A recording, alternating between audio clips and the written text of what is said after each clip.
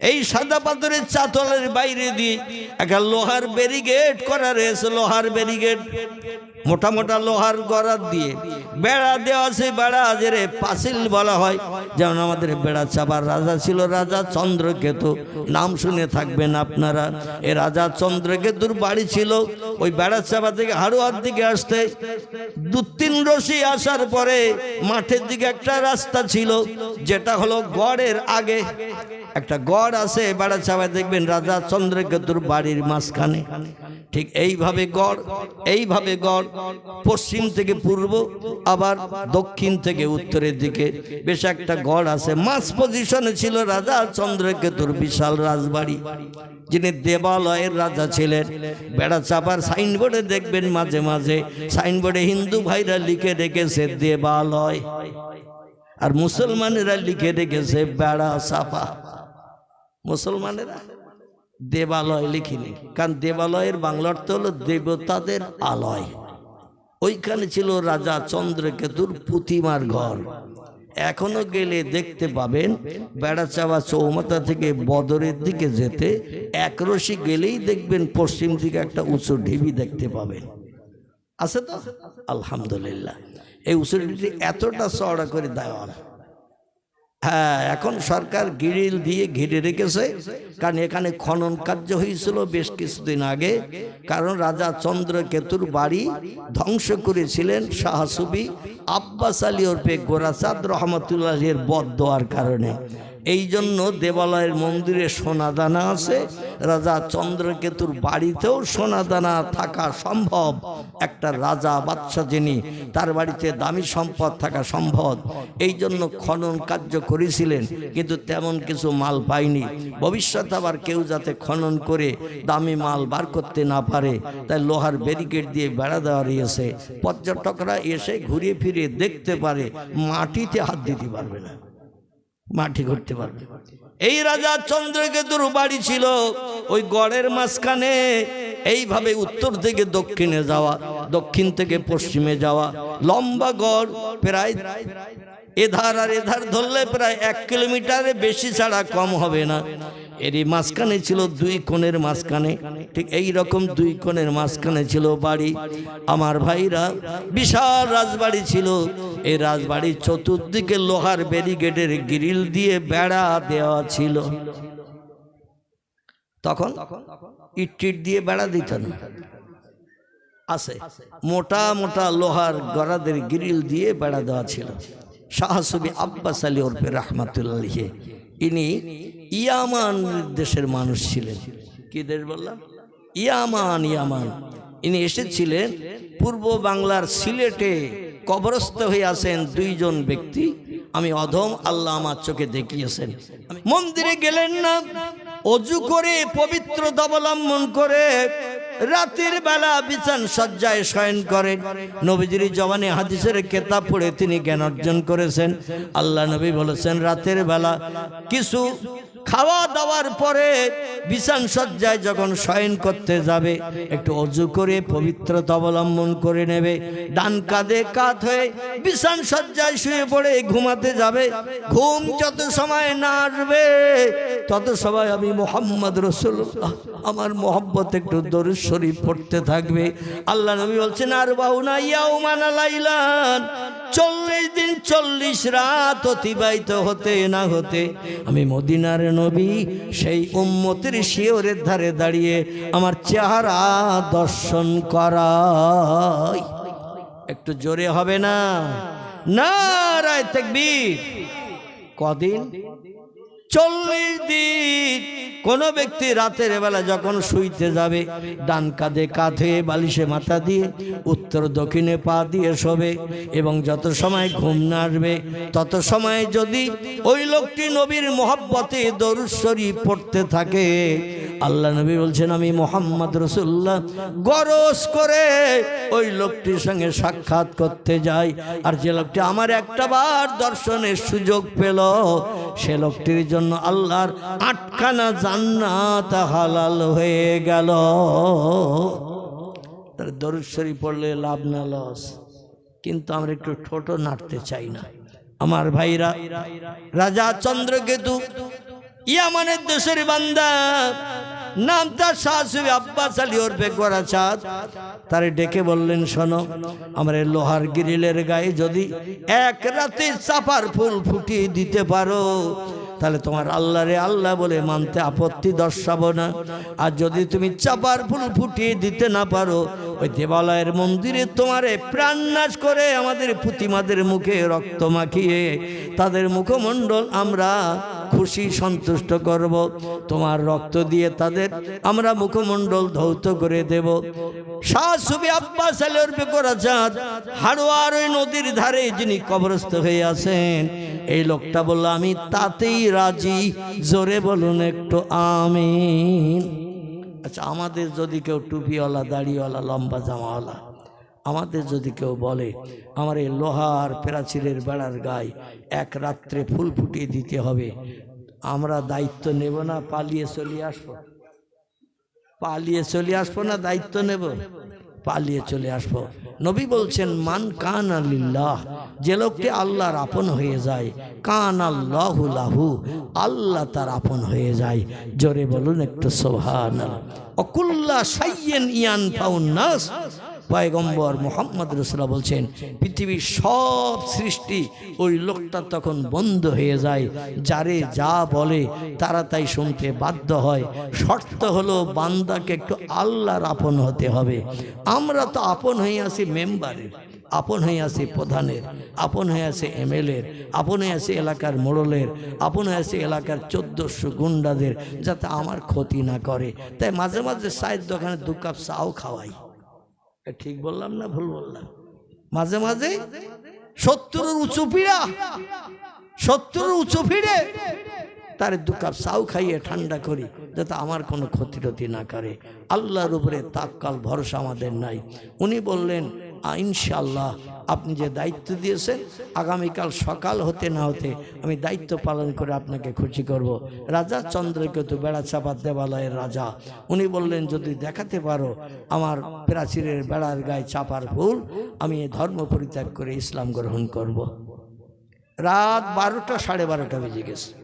রাজা চন্দ্রকেতুর বাড়ি থেকে হাড়োয়া, যে মেন রোড, বেড়াচাপা থেকে হাড়োয়া রোড, এই রোডটা তখন 3-4 রশির মতো রাস্তা ছিল, 3-4 রশি। বাড়িটা ছিল মাঠের মাঝখানে, সেখানে এখন একটু গাড়া গর্ত মতো হয়ে নিচু জায়গা। এইখানে আল্লাহর ওলি ব্যক্তির বদদোয়ার কারণে বাড়ি, বেড়াচাপার মন্দির সব মাটির তলায় তলিয়ে গিয়েছিল। জোরে বলুন সুবহানাল্লাহ। আল্লাহ মাটির তলায় গারদগিরি করে দিয়ে দিয়েছিলেন। রাত 12টা, 12:30টার সময় হজরতে শাহ সুফি আব্বাস আলী ওরফে গোরাচাঁদ রহমতুল্লাহ আলাইহি রাজা চন্দ্রকেতুর সঙ্গে সন্ধ্যার সময় কথা বলে ওনার বাড়ি থেকে বেরিয়ে রাস্তার একটু কাছাকাছি একটা বড় বট গাছ ছিল। বট গাছ রাস্তার ধারে এখনো দেখা যায় না, অসৎ গাছ, বট গাছ থাকেই না, একটা বট গাছ ছিল। ওই বট গাছের গায়ে হেলান দিয়ে নিশ্চিন্তে একটু ঘুমাচ্ছেন, কারণ দুশ্চিন্তায় ঘুম হয় না, রাত জেগে জেগে কাজ হয় না। এলাকার নেতা যারা তাদের বশ করতে পারলে জনগণ বশ হবে। এটা ছিল নবীদের চরিত্র, ওলিদের চরিত্র। জোরে বলুন সুবহানাল্লাহ। আর আমরা সাধারণ মানুষের কাছে কলেমার দাওয়াত দিতে যাই, আর ওনারা কলেমার দাওয়াত দিতেন এলাকার জনগণের নেতা যারা। নেতা যদি বশ মানে, জনগণ বশ মানতে দেরি করবে না। এই চিন্তা ভাবনা করে গাছের গায়ে হেলান দিয়ে একটু চিন্তামুক্ত হয়ে একটু তন্দ্রাভিভূত ভাব, হঠাৎ করে রাজা চন্দ্রকেতু রাজদরবার থেকে লোক পাঠিয়ে দিলেন, সে ফকিরটা পালিয়ে চলে গেছে না, আসে একটু দেখে আইতো। লোকজন বাড়ি থেকে বেরিয়ে রাজদরবার থেকে বাইরের দিকে যেয়ে রাস্তার কাছাকাছি যেয়ে দেখে বট গাছের গায়ে হেলান দিয়ে একটু নাকের আওয়াজ তুলে ঘুমাচ্ছে। জোরে বলুন একটু সুবহানাল্লাহ। তো লোকজন এই দৃশ্য দেখে রাজা চন্দ্রকেতুর রাজবাড়িতে ফিরে এসে বলছেন, উনি কোথাও পালিয়ে যান নাই, ওই বড় বট বৃক্ষ আছে, ওই বট গাছের গায়ে হেলান দিয়ে রাত জেগে জেগে থাকেন, আল্লাহর ইবাদত বন্দেগী করেন, ঘুম হারাম করেছেন, তা আজকে একটু স্বস্তির ঘুম ঘুমাচ্ছে। নাকের আওয়াজও ফোঁস করে আওয়াজ হচ্ছে। অনেকে রাতের বেলা ঘুমালে নাকের শব্দ হয় না? অনেকের হয় কি না? এইরকম একটু শব্দ হচ্ছে নাকের। বলছে উনি কাল ঘুমাচ্ছেন। রাজা চন্দ্রকেতু বলল ঠিক আছে, সকালবেলা পাওয়া যাবে তো, দেবালয়ে ওরে মার্ডার করব, প্রাণনাশ করব, মন্দিরে প্রতিমাদের সন্তুষ্ট খুশি করব, ওর রক্ত মাখিয়ে দেব, কারণ আমাদের ধর্মের বিরুদ্ধে মন্তব্য করছে, আলোচনা করছে। রাখে আল্লাহ, মারে কে? মারে আল্লাহ, রাখে কে?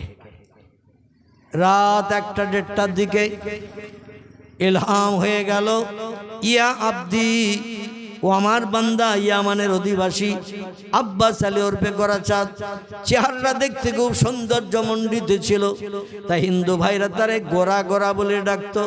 রাতের বেলা আকাশে চাঁদ উঠলে যেমন সুন্দর দেখায়, ওনার চেহারা ওই রকম সুন্দর দৃশ্যধারী ছিল, তাই গোরা বলতো, গোরা।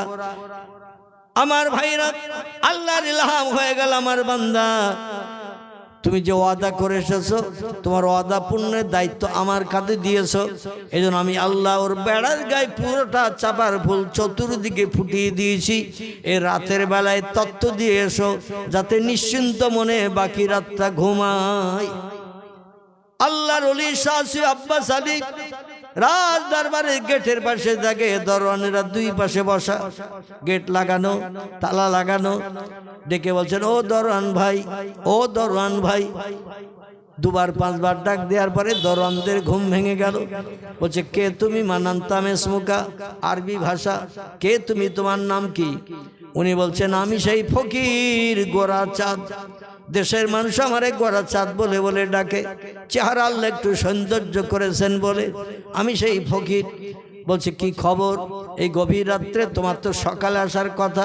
বলে, আল্লাহ অত সময় নেবেন না, এই জন্য রাতের ভিতরেই আল্লাহ চাপার ফুল ফুটিয়ে দিয়েছেন। রাজা চন্দ্রকেতুরে ডাকো এবং তোমরাও দেখে নাও, বাকি রাতটা যাতে নিশ্চিন্তে ঘুমাতে পারো। রাজা চন্দ্রকেতুরে ডাকা হলো, দরওয়ান যে ডাকলো, এ মালিক, এ দেশের বাদশা, আর ঘুমাবেন না, উঠে পড়ুন। বলে, কি খবর? এখনো তো রাত গভীর। বলে, সেই ফকির বেড়ার গায়ে চাপার ফুল ফুটিয়ে দিয়ে দিয়েছেন, আমাদেরও দেখিয়েছেন, আপনাকেও দেখার জন্য অনুরোধ করেছেন। রাজা চন্দ্রকেতু বেরিয়ে এসে দেখে আলোকলতা, চেনেন আলোকলতা? হলুদ সুতার মতো গাছ, কুল গাছের মাথায় থাকে, বাঁশবনের ঝাড়ে থাকে, ফেনাসেজির ঝাড়ে থাকে, দেখেছেন আপনারা? আলোকলতা বলে যারে। এর কিন্তু গোড়া মাটিতে থাকে না, আলোকলতার গোড়া মাটিতে থাকে না, মাটির কোনো কানেকশন লাগে না, যে গাছেই থাকে ওই গাছের রস টেনে টেনে খায়। গাছের ডাল মরে যায় কিন্তু ওদের মরণ নাই। আম গাছে চিনের ডাল দেখেছেন? চিনের ডাল হয় না, এই কিন্তু পর গাছা বলে রে, যে গাছে হয় সে গাছের ডালের মাথাটা খেয়ে নেয়, ওই বাড়ে কিন্তু গাছের পাতা ডগা বাড়ে না, মানে যে গাছে থাকে সে গাছের ডগাটাই খেয়ে নেয়। আলোকলতার মতো চাপার পাতার ফুল পুঁতি পাতার গোড়ায় গোড়ায় একটা ওই লোহার গ্রিলের পাঁচিলে এমন করে পেঁচিয়ে পেঁচিয়ে পেঁচিয়ে পেঁচিয়ে পুরো চতুর্দিকে, রাজদরবারের চতুর্দিকে এইভাবে চাপার ফুল ফুটি সৌন্দর্যমণ্ডিত করলেন। রাতটা ছিল চাঁদনি রাত, জোরে বলুন একটু সুবহানাল্লাহ। দেখতে অপরূপ সুন্দর দেখাচ্ছে। রাজা চন্দ্রকেতু বললেন, দেখে নেন, সকাল পর্যন্ত কে বাঁচে কে মরে এখন আমার আল্লাহ বানিয়ে দিয়েছেন। ইন্নাল্লাহা আলা কুল্লি শাইইন কদির, আল্লাহ হলেন সব শক্তির ঊর্ধ্বে, এজন্য আল্লাহর কোনো কাজ করতে সময় লাগে না। ইন্নামা আমরুহু ইজা আরাদা শাইয়ান আইয়াকুলা লাহু কুন ফায়াকুন। জোরে বলুন একটু আল্লাহু আকবার। কোরআন শরীফের সূরা ইয়াসিনের একেবারে শেষ আয়াতের আগের আয়াত, কোরআনের 22 পারার শেষে আল্লাহ একটি সূরা কোট করেছেন। সূরাটির নাম হলো সূরাতুল ইয়াসিন। এই সূরা ইয়াসিনের শেষ আয়াতের আগের আয়াত আল্লাহ বলেন, ইন্নামা আমরুহু ইজা আরাদা শাইয়ান আইয়াকুলা লাহু কুন ফায়াকুন। ও বিশ্ববাসী তোমরা শোনো, আমি আল্লাহ যখন কোনো কিছু এরাদা করি, ইচ্ছা প্রকাশ করি, কিছু তৈরি করা বানানোর ইচ্ছা করি, আইয়াকুলা লাহু, আমার জবান দিয়ে শুধু একটু বলি কুন হ ফায়াকুন, সঙ্গে সঙ্গে সেটা হয়ে যায়। আমার কোনো কিছু বানাতে তৈরি করতে 1 সেকেন্ডের জায়গায় 2 সেকেন্ড সময় কোনোদিন লাগেনি এবং ভবিষ্যতে লাগবে না। আমি শুধু বলি হ, সঙ্গে সঙ্গে হয়ে যায়। সেই পাওয়ারফুল স্রষ্টা আমি। রাজা চন্দ্রকেতু বলল, ফকির কি জাদু টাদু করেছো বুঝি না, কাল সকাল না হলে তোমার এই তথ্য আমরা মেনে নেব না। উনি বসে থাকলেন সারা রাত, সেখানে সকাল হয়ে গেল। রাজা চন্দ্রকেতুর বাড়ির লোকজন উঠে গেল, তাকে চাপার ফুল সব বেড়ায়, পুঁথি পাতার গোড়ায় গোড়ায় ফুটে গেছে। আল্লাহর ওলি ডেকে বললেন, রাজা চন্দ্রকেতু দেবালয়ের রাজা, ওয়াদা করেছিলেন গতকাল সন্ধ্যায়, আজকের সকাল হতে না হতে আল্লাহ আপনার ওয়াদাকে পূর্ণ করে দিয়েছেন। যে ওয়াদা করেছিলেন কলেমা পড়বেন, ইসলাম আনবেন, এবার কলেমা পড়ুন। রাজা চন্দ্রকেতু বলল, ধেড়ের আশীর্বাদে বিল শুকাবে না, মাছও মরবে না, তুমি চাপার ফুল ফুটিয়েছো বলে তোমার আল্লাহর কলেমা পড়বো না। আল্লাহর ওলি একটু রাগান্বিত হলেন, বললেন, এ রাজা চন্দ্রকেতু, তুমি আমার সাধারণ মানুষ মনে করিও না, ওয়াদা যদি ভঙ্গ করো আমি তোমার জন্য বদদোয়া করব। রাজা চন্দ্রকেতু বলল, কত লোক কত কথা বলে, কোনো কথার বাস্তব মর্যাদা অনেক ব্যক্তি দিতে পারে না, কি বদদোয়া তুমি করবে করো। হুজুর আল্লাহর কাছে হাত তুলে দোয়া করলেন, আল্লাহ রাজা চন্দ্রকেতুর বাড়ি জমিনের তলায় গারদগিরি করো, দেওয়ালয়ের মন্দির যেখানে আমারে প্রাণনাশ করে আমার রক্ত দিয়ে প্রতিমাদের মুখমণ্ডল এমন করে রঙিন করবে, আলোয় দেবালয়ের মন্দিরটাও তুমি মাটির নিচে গারদগিরি করে দাও। আল্লাহ বলছেন, যারা আমার হয়, মান কানা লিল্লাহ, যারা আমি আল্লাহ আমার আপন হয়ে যায়, কান আল্লাহু লাহু, আমি আল্লাহ তাদের আপন হয়ে যায়। নবীরা দোয়া করলে আল্লাহর দরবারে যেমন বিদ্যুতের মতো কবুল হয়েছে, ওলিরাও দোয়া করলে আল্লাহর দরবারে তেমন বিদ্যুতের মতো কবুল হয়েছে এবং কিয়ামত পর্যন্ত হবে। তবে সেই ওলি এখন খুঁজে পাওয়া মুশকিল। ঠিক বললাম না ভুল বললাম?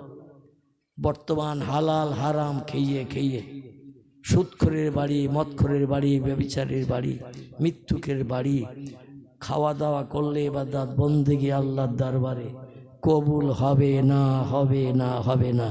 তিরমিজি শরীফের হাদিস, মুসুরির দানার নাই, ছোট্ট একটা সুদের পয়সা দিয়ে কোনো দানা খাবার কিনে গালের ভিতরে দিয়ে দাঁত দিয়ে চাপন দিয়ে জিভটা লাগিয়ে যদি টেস্ট আস্বাদ চাকেন, টক তিতো ঝাল কি মিষ্টি, যে কোনো খাবারে জিভ লাগালে আস্বাদ বোঝা যায় না, যায় না, টক তিতো মিষ্টি কি ঝাল।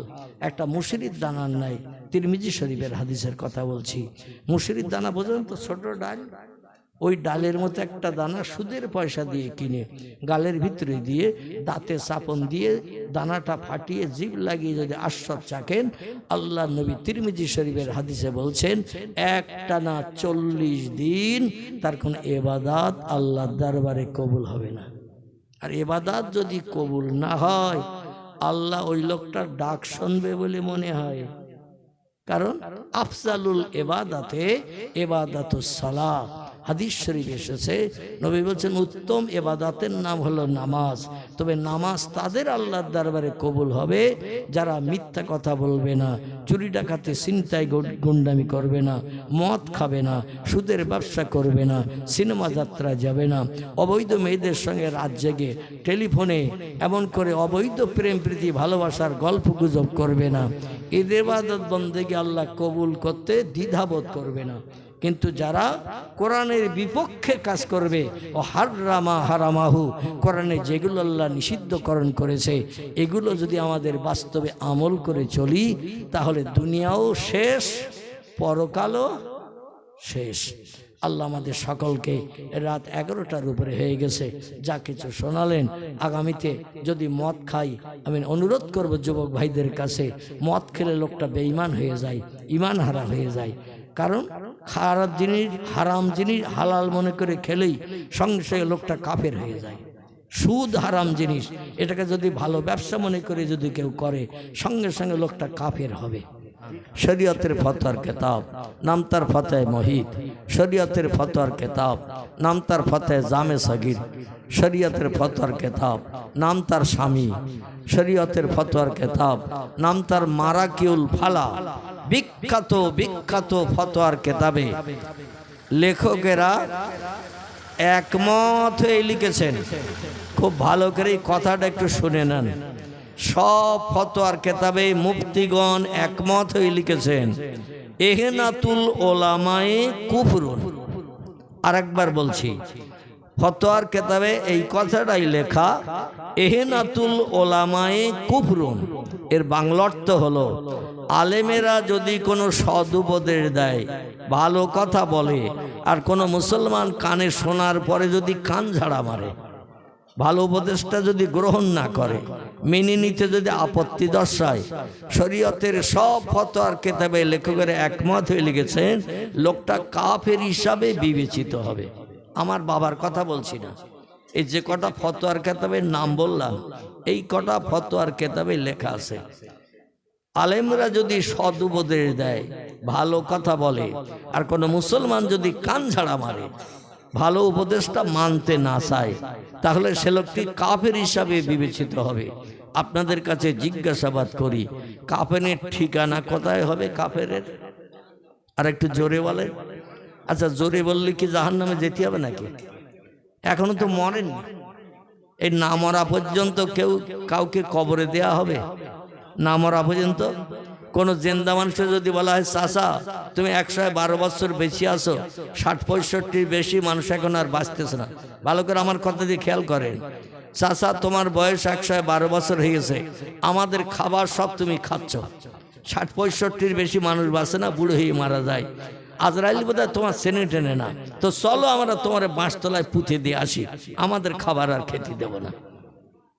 কোন একজন বয়স্ক বৃদ্ধকে যদি পাড়ার যুবকেরা বলে আমাদের খাবার আর খেতে দেব না, এতদিন বিশ্বাস মানে আমাদের খাবার সব খাচ্ছ, চলো বাঁশতলায় পুঁতে দিয়ে আসি, আচ্ছা ওই বুড়ো লোকটা যাবে? যাবে? ও বলবে আমার ওপরে তোদের এত হিংসা কেন, আমি বেশি আছি তো তোর বাপের কি? এ বলবে না? বলবে না? কোন জিন্দা মানুষ কবরে যেতে চায়? কোন জিন্দা মানুষ কবরে যেতে চায় না। এই জন্য যখন মানুষ পৃথিবীতে জিন্দা থাকে আরো কামনা করে আল্লাহ হায়াত আরো 10 বছর, 20 বছর, 25 বছর, নূহ নবীর মতো 1450 বছর আমার হায়াত কর। এ মানুষ বলে না? বলে না? একজন পয়গম্বর নাম ছিল তার নূহ আলাইহিস সালাম, আল্লাহ পাক তাকে 1450 বছর এই পৃথিবীতে বসবাস করার সুযোগ দিয়েছিলেন। জোরে বলুন একটু সুবহানাল্লাহ। আচ্ছা, ওইরাম বয়স হায়াত যদি আমরা পেয়ে যেতাম আল্লাহর কাছ থেকে, পায়ার জুতো টুতো দিতাম বলে মনে হয়? দাপাদাপি আর লাফালাফি কি কম করতাম বলে মনে হয়? 150 বছর বয়স হয়েছে, এখনো 12.5 বাকি। এখন কতদিন যে বাঁচবো তার ঠিক ঠিকানা নয়। ও ধরারে সরা জ্ঞান করতো কিনা, দুর্জয়কে পরাজয় করত, যে কোনো ইচ্ছা হলে সেটা বাস্তবে রূপদান করত। আর মরিয়ে না যাওয়া পর্যন্ত, কবরে না দেয়া পর্যন্ত কোনো ব্যক্তি জাহান্নামের অ্যাকশন পাবে? জাহান্নামের অ্যাকশন পাবে না কবরে না যাওয়া পর্যন্ত। অতএব আমরা জিন্দা আছি, এখনো মরিনি, মরলে আপনজন খবর পাবে, তারা আসবে, ওরে গোসল করানো হবে, নতুন কাপড় পরানো হবে, খাটিয়ায় তোলা হবে, মসজিদের ইমাম ডেকে জানাজা পড়ানো হবে, তারপরে কাঁধে করে নিয়ে মাসতলায় যেয়ে না পোতা পর্যন্ত জাহান্নামের কোনো অ্যাকশন নাই। ঠিক বললাম না ভুল বললাম? অতএব এখন তো বেশি আছি, মরণ হয়নি, আজরাইল এখন আসেনি, তাহলে জাহান্নামের ভয় কেন এত ভাই? একটু জোরে বলেন, যে লোকটি কাফের হবে তার ঠিকানা কোথায় হবে? জাহান্নাম। আল্লাহ বলছেন ইন্নাল্লাযীনা কাফারু ওয়া কাযযাবু বিআয়াতিনা উলাইকা আসহাবুন নারি হুম ফিহা খালিদুন। আল্লাহ কোরআনে সূরা বাকারায় তথ্য কোট করলেন, নিশ্চয়ই যারা আমাকে স্রষ্টা বলে মান্যতা দিল না, প্রভু বলে বিশ্বাস করলো না, ওয়াকাযযাবু বিআয়াতিনা, আমার কোরআনের কথাগুলোকে মিথ্যা ধারণা করলো, শকসওয়া সন্দেহ পোষণ করলো, বাদ দাও তো বাজে ধর্মগ্রন্থ, 1500 বছর আগে ধর্মগ্রন্থ কোরআন বর্তমান মডার্ন যুগে মানুষ মানবে না, মানার প্রয়োজন নাই, মেনে দরকার নাই, নাউজুবিল্লাহ। এমন ধারণা যদি কেউ করে, আল্লাহ বলছেন উলাইকা আসহাবুল জাহান্নাম, ওই লোকটি হবে জাহান্নামের ইন্ধন, জাহান্নামের খোরাক হিসাবে বিবেচিত হবে। অহুম ফিহা খালিদুন, আর যুগ যুগ যুগ যুগ ধরে জাহান্নামের আগুনে তারে দগ্ধ করা হবে। সুবহানাল্লাহ। সব জায়গায় বলা যাবে না, জাহান্নামের কথা বললে সেখানে বল আলহামদুলিল্লাহ। জোরে বলুন আমিন। বিসমিল্লাহির রহমানির রহিম। ইন্নাল্লাহা ওয়া মালাইকাতাহু ইউসাল্লুনা আলান নাবিয়্যি ইয়া আইয়ুহাল্লাযীনা আমানু সাল্লু আলাইহি ওয়া সাল্লিমু তাসলিমা। আল্লাহুম্মা সাল্লি আলা সাইয়্যিদিনা মাওলানা মুহাম্মদ ওয়া আলা আলি সাইয়্যিদিনা মাওলানা। দরুদ শরীফ পড়লে দুটো লাভ হবে। একটা লাভ শীতকালীন সময় গা গরম হবে, আর 2 নম্বর লাভ পরকালে নবীজির সঙ্গে জান্নাতে সুখ ভোগ করার সুযোগ হবে। আর একটা লাভ আছে, স্বপ্ন যোগে নবীজির সঙ্গে দিদার নসিব হবে। জোরে বলুন একটু সুবহানাল্লাহ। কোনো ব্যক্তি যদি ঘুমের ঘরে স্বপ্ন যোগে নবীর সঙ্গে দিদার হয়, ও লোকটা জান্নাতে যাবে না জাহান্নামে যাবে? রসুল বলছেন, মান রাআনি ফিল মানাম রাআল হক। যে লোকটি স্বপ্ন যোগে একটা বার আমারে দেখার সুযোগ পেল, রাআল হক, সে আমারে সত্য দর্শন করলো। কারণ ইবলিস শয়তান আমার চেহারা ধারণ করে কোনো মানুষকে স্বপ্ন যোগে দেখাতে পারবে না। যে আমারে দেখলো সে সত্য দেখলো। আর যে লোকটি একটা বার জীবনে স্বপ্ন যোগে ঘুমের ঘরে আমারে দেখার সুযোগ পেল, অজাবাত লাহু সাফাতি, ওই লোকটিকে জান্নাতে নিয়ে যাওয়ার টোটাল দায়িত্ব আমার কাঁধে চেপিয়ে গেল। জোরে বলুন একটু সুবহান। নবীর সঙ্গে জান্নাতে আমরা কে কে যেতে চাই? একটু কম্বল চাদরের ভিতর থেকে একটু হাত তুলে দেখান তো দেখি। নারায়ে তাকবীর, নারায়ে তাকবীর। হাত নামান। শীতকালে হাত বার করাটা কষ্টের ব্যাপার, ঠিক কি না? কিন্তু এই যে হাত তুলাম আমরা, এখানে আল্লাহর লক্ষ কোটি ফেরেশতারা আমাদের হাতগুলো ফটোগ্রাফ করে নিয়েছে। কারণ ফায়জা কুরিয়াল কোরআন, যেখানে আল্লাহর আসমানে লাউহে মাহফুজের সত্য মিষ্ট মধুর ভাষা কোরআন তেলাওয়াত হয়, সেখানে আল্লাহর আসমানে রহমতের ফেরেশতা লক্ষ লক্ষ কোটি কোটি বর্ষিত হয়। জোরে বলুন সুবহানাল্লাহ। আচ্ছা, আমরা জেনেরে দেখতে পাই? জেন ওরা কিন্তু আমাদের দেখতে পাই। আমরা ফেরেশতাদের দেখতে পাই, ওরা কিন্তু আমাদের দেখতে পাই। আমরা আল্লাহরে দেখতে পাই? একটু কথা বলতে হবে। আমরা আল্লাহরে দেখতে পাই না, কিন্তু আল্লাহ বোধ আমাদের দেখতে পাই না, পাই তো নাকি? আল্লাহু আকবার। এই জন্য আল্লাহ রহমতের ফেরেশতা এখানে কোটি কোটি এসে হাজির হয়ে গেছে, যদিও ছোট মজলিস। আর এই যে হাত তুললাম একটু, এই হাতের ফটোগ্রাফটা ফেরেশতারা করে নিয়েছে। তিরমিজি, আবু দাউদ শরীফের হাদিস। নবীজি বলছেন, এই যে স্বীকৃতি দিলে পয়গম্বরের মহব্বতের দরুদ সম্পর্কে, আল্লাহর পাক কালাম কোরআন সম্পর্কে হাত তুলে যদি কেউ সার্টিফিকেট দেয়, এ হাতটার জাহান্নামের আগুনে পড়বে না, এ হাতটা জান্নাতি হবে। জোরে বলুন একটু সুবহানাল্লাহ। চোখ দিয়ে অবৈধ মেয়ের দিকে তাকিয়েছে, চোখ নাপাক হয়ে গেল। ঠোঁট দিয়ে অবৈধ মেয়ের সঙ্গে কম্বলের ভিতরে শুয়ে পড়ে মোবাইলে অবৈধ প্রেম প্রীতির গল্প করেছে, ঠোঁট নাপাক হয়ে গেল। আমার ভাইরা, হাত দিয়ে অবৈধ মেয়ের হাতে পেঁচে ফুরলি, পাপড় ফুরলি, এমন করে ফুসকা দিয়ে দিয়েছে, হাত না পাক হয়ে গেল। টেলিফোনে কোনো অবৈধ মেয়ে, অবিবাহিত মেয়ে যদি তেঁতুল তলায়, আমরা তলায় আমাকে আপনাকে ডাকে, আর তার ডাকে সাড়া দিতে যদি পায়ে হেঁটে চলে যায়, অবৈধ যুবকের সঙ্গে অবৈধ যুবতীর সঙ্গে দেখা করার জন্য পা না পাক হয়ে গেল, শরীরের অঙ্গ প্রত্যঙ্গ, হাত না পাক হলো, ঠোঁট না পাক হলো কথা বলার জন্য, চোখ না পাক হয়ে গেল। আল্লাহ বলছেন না পাক দেহের অঙ্গ প্রত্যঙ্গ আমার জান্নাতে কোনোদিন ঢুকতে পারবে না যতদিন তোমার দেহ পবিত্র বানানো না হবে। আমার জান্নাত হলো পবিত্র জায়গা, এখানে নাপাকির কোনো লেশ মাত্র নাই।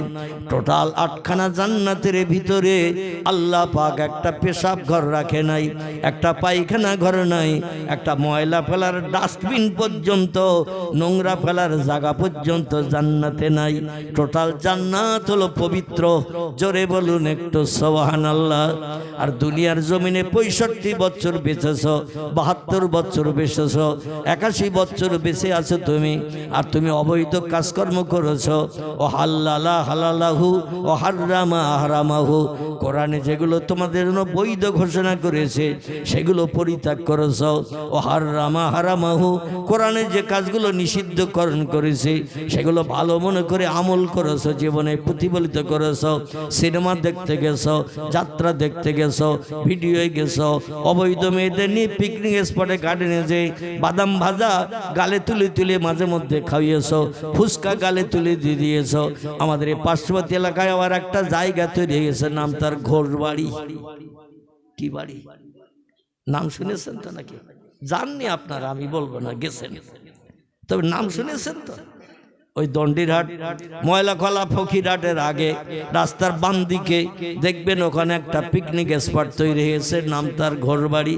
অবৈধ যুবক যুবতী সেখানে যে ঘন্টার পর ঘন্টা বিভিন্ন গাছতলায় বিভিন্ন জায়গায় বসে বসে এই যে অবৈধ প্রেম প্রীতি ভালোবাসার কারখানা তৈরি করে। অবশ্যই হাসরের মাঠে আমি আপনি আল্লাহর দরবারে যেদিন হাজির হব, আল্লাহ সেদিন ফামাইয়া আমাল মিসকালা যাররাতিন খায়রা ইয়ারা, শস্য দানা পরিমাণ ভালো কাজ করলে তার প্রতিদান তোমার আমি আল্লাহ অবশ্যই দেব। ওমাইয়া আমাল মিসকালা যাররাতিন শাররা ইয়ারা, আবার শস্য দানা পরিমাণ খারাপ কাজ যদি করো তারও বদলা তোমারে দেয়া হবে। তো বিষয়টা হলো এই রকম, সৎ কাজ করলে প্রতিদান পাবে পরে, খারাপ কাজ করলে প্রতিদান দেয়া হবে প্রথম। বোঝা গেল তো? খারাপ কাজ যদি করেন খারাপের প্রতিদান প্রথম দেয়া হবে, খারাপের প্রতিদান দিয়ে জাহান্নামের আগুনে সাবান মাখিয়ে আল্লাহ বলছেন কুল্লামা নুদিজাত জুলুদুহুম বাদদালনাহুম জুলুদান গায়রাহা লিয়াযুকুল আযাব। জোরে বলুন একটু আল্লাহু আকবার। আচ্ছা, এই যে কোরআন হাদিসের আলোচনা করছি আপনাদের ভালো লাগতেছে না? শুধু কেচ্ছা কাহিনীর দিকে যাব? হ্যাঁ, কোরআনের আয়াত হাদিস শরীফ পড়ে যে বক্তব্য রাখছি এর সকলের কাছে কিন্তু ভালো লাগবে না। কি ঠিক বললাম না ভুল বললাম? তবে কোরআন হাদিসের আলোচনা যদি করা না হয়, শুধু কেচ্ছা কাহিনী বলা হলে ও মজলিস আল্লাহর রহমত আসবে না, আল্লাহর রহমত বর্ষিত হবে না। কারণ এই শুধু কেচ্ছা কাহিনীর আলোচনা করলে মজলিসটা হবে শুকনো মজলিস। কি মজলিস? শুকনো মজলিস, রসকস কিছুই পাওয়া যাবে না। এই জন্য কোরআন পড়তে হবে, নবীজির জবানে হাদিস পড়তে হবে, তার মানে মতলব জনগণকে বলতে হবে। কারণ পৃথিবীতে দুটি কিতাব হলো চিরসত্য, একটি হলো আল্লাহর পাক কালাম কোরআন, একটি হলো পয়গম্বর মুহাম্মদ রাসূলুল্লাহর জবানে মোবারক। আরবি ভাষায় যাকে হাদিস শরীফ বলা হয়। কি বলা হয়? হাদিস শরীফ। হাদিস শরীফ শব্দটি হলো আরবি ভাষা, ইংরেজিতে বলা হয় দ্য সেইন্স অফ মুহাম্মদ সাল্লাল্লাহু আলাইহি সাল্লাম, বাংলায় বলা হয় নবীজির বাণী, নবীজির কথামালা। বিশ্ব নবীর কথাবার্তা, কাজকর্ম, চালচলন, খাওয়া দাওয়া, ওঠা বসা, সব আমলগুলোকে বলা হয় হাদিস। জোরে বলুন একটু আমিন। নবীজির জীবনের আদর্শের গল্প গুজব, কথাবার্তা যা কিছু নবী বলেছেন করেছেন, সাহাবায়ে কেরাম সব মেমোরিতে জমা করেছেন। পরবর্তীতে যারা কিতাব লিখেছেন তাদের তাদের কাছে বর্ণনা করেছেন সেগুলো আমাদের কাছে হাদিস হিসাবে বিবেচিত। কারবা নাম বুখারী শরীফ, কারবা নাম মুসলিম শরীফ, কারবা নাম তিরমিজি, কারবা নাম আবু দাউদ, কারবা নাম ইবনে মাজা, কারবা নাম নাসাই, কারবা নাম দারমি, কারবা নাম দারকুতনি, কারবা নাম বাইহাকি, কারবা নাম তিবরানি, কারবা নাম মুয়াত্তা মালিক, কারবা নাম মিশকাতুল মাসাবি, কারবা নাম ইবনে হাব্বান, কারবা নাম আল হাকিম, কারবা নাম আল মুস্তাদরাক, কারবা নাম তারগিব, কারবা নাম আল হাসান। এগুলো সব সহিহ হাদিসের কিতাবের নাম। ভরা আছে পয়গম্বরের জবানে, কিছু কম বেশি 3.5 লক্ষের মতো। কতটা বললাম? 3.5 লক্ষের মতো নবীর জবানি লেখকেরা কেতাবে লিপিবদ্ধ করে রেখেছেন। শরীয়তের ফতোয়ার কেতাবে লেখক একমত হয়ে লিখেছেন নবীজির জবানি কিয়ামত পর্যন্ত একটা মিথ্যা কেউ বানাতে পারবে না। আর আল্লাহর পাক কালাম কোরআনের একটা তথ্য মিথ্যা কেউ বানাতে পারবে বলে মনে হয়। আল্লাহ কোরআনের শুরুতে ইন্ট্রোডাকশন সূচনা ভূমিকাতেই জানিয়ে দিয়ে প্রথম আমাদের মগজ সাফ করে দিয়েছেন।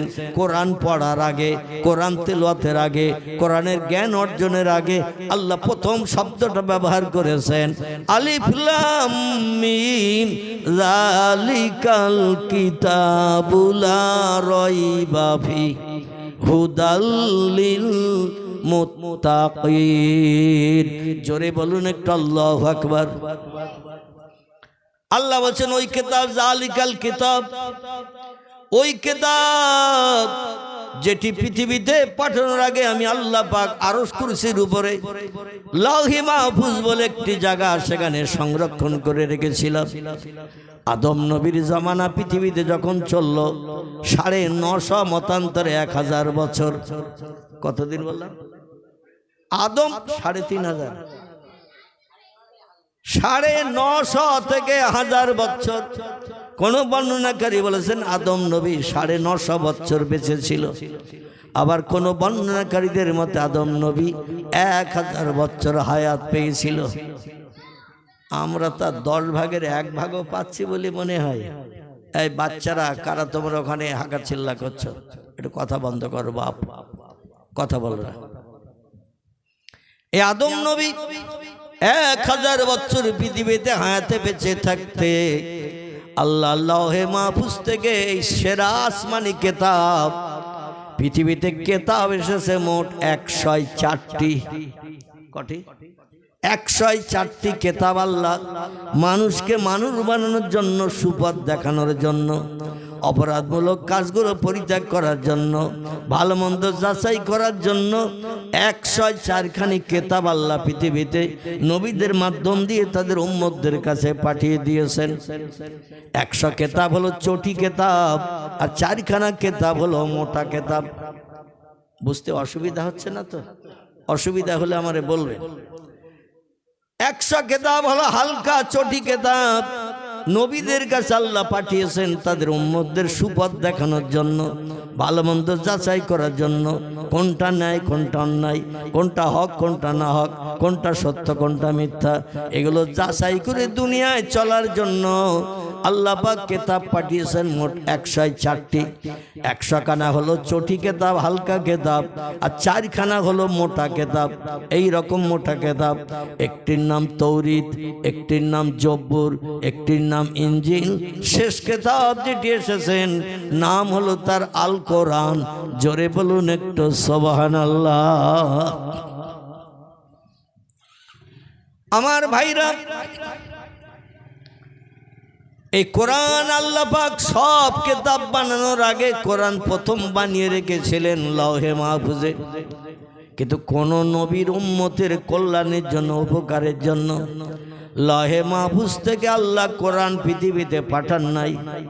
আদম নবী তার উম্মতের জন্য পাঠান নাই, শীষ নবী তার উম্মতের জন্য পাঠান নাই, ইদ্রিস নবী তার উম্মতের জন্য পাঠান নাই, নূহ নবী তার উম্মতের জন্য পাঠান নাই, ইব্রাহিম নবী তার উম্মতের জন্য পাঠান নাই, ইসমাইল নবী তার উম্মতের জন্য পাঠান নাই, ইসাক নবী তার উম্মতের জন্য পাঠান নাই, ইয়াকুব নবী তার উম্মতের জন্য পাঠান নাই, ইউসুফ নবী তার উম্মতের জন্য পাঠান নাই, এমন করে দাউদ নবী তার উম্মতের জন্য পাঠান নাই, সুলাইমান নবী তার উম্মতের জন্য পাঠান নাই, মুসা নবী তার উম্মতের জন্য পাঠান নাই, হারুন নবী তার উম্মতের জন্য পাঠান নাই।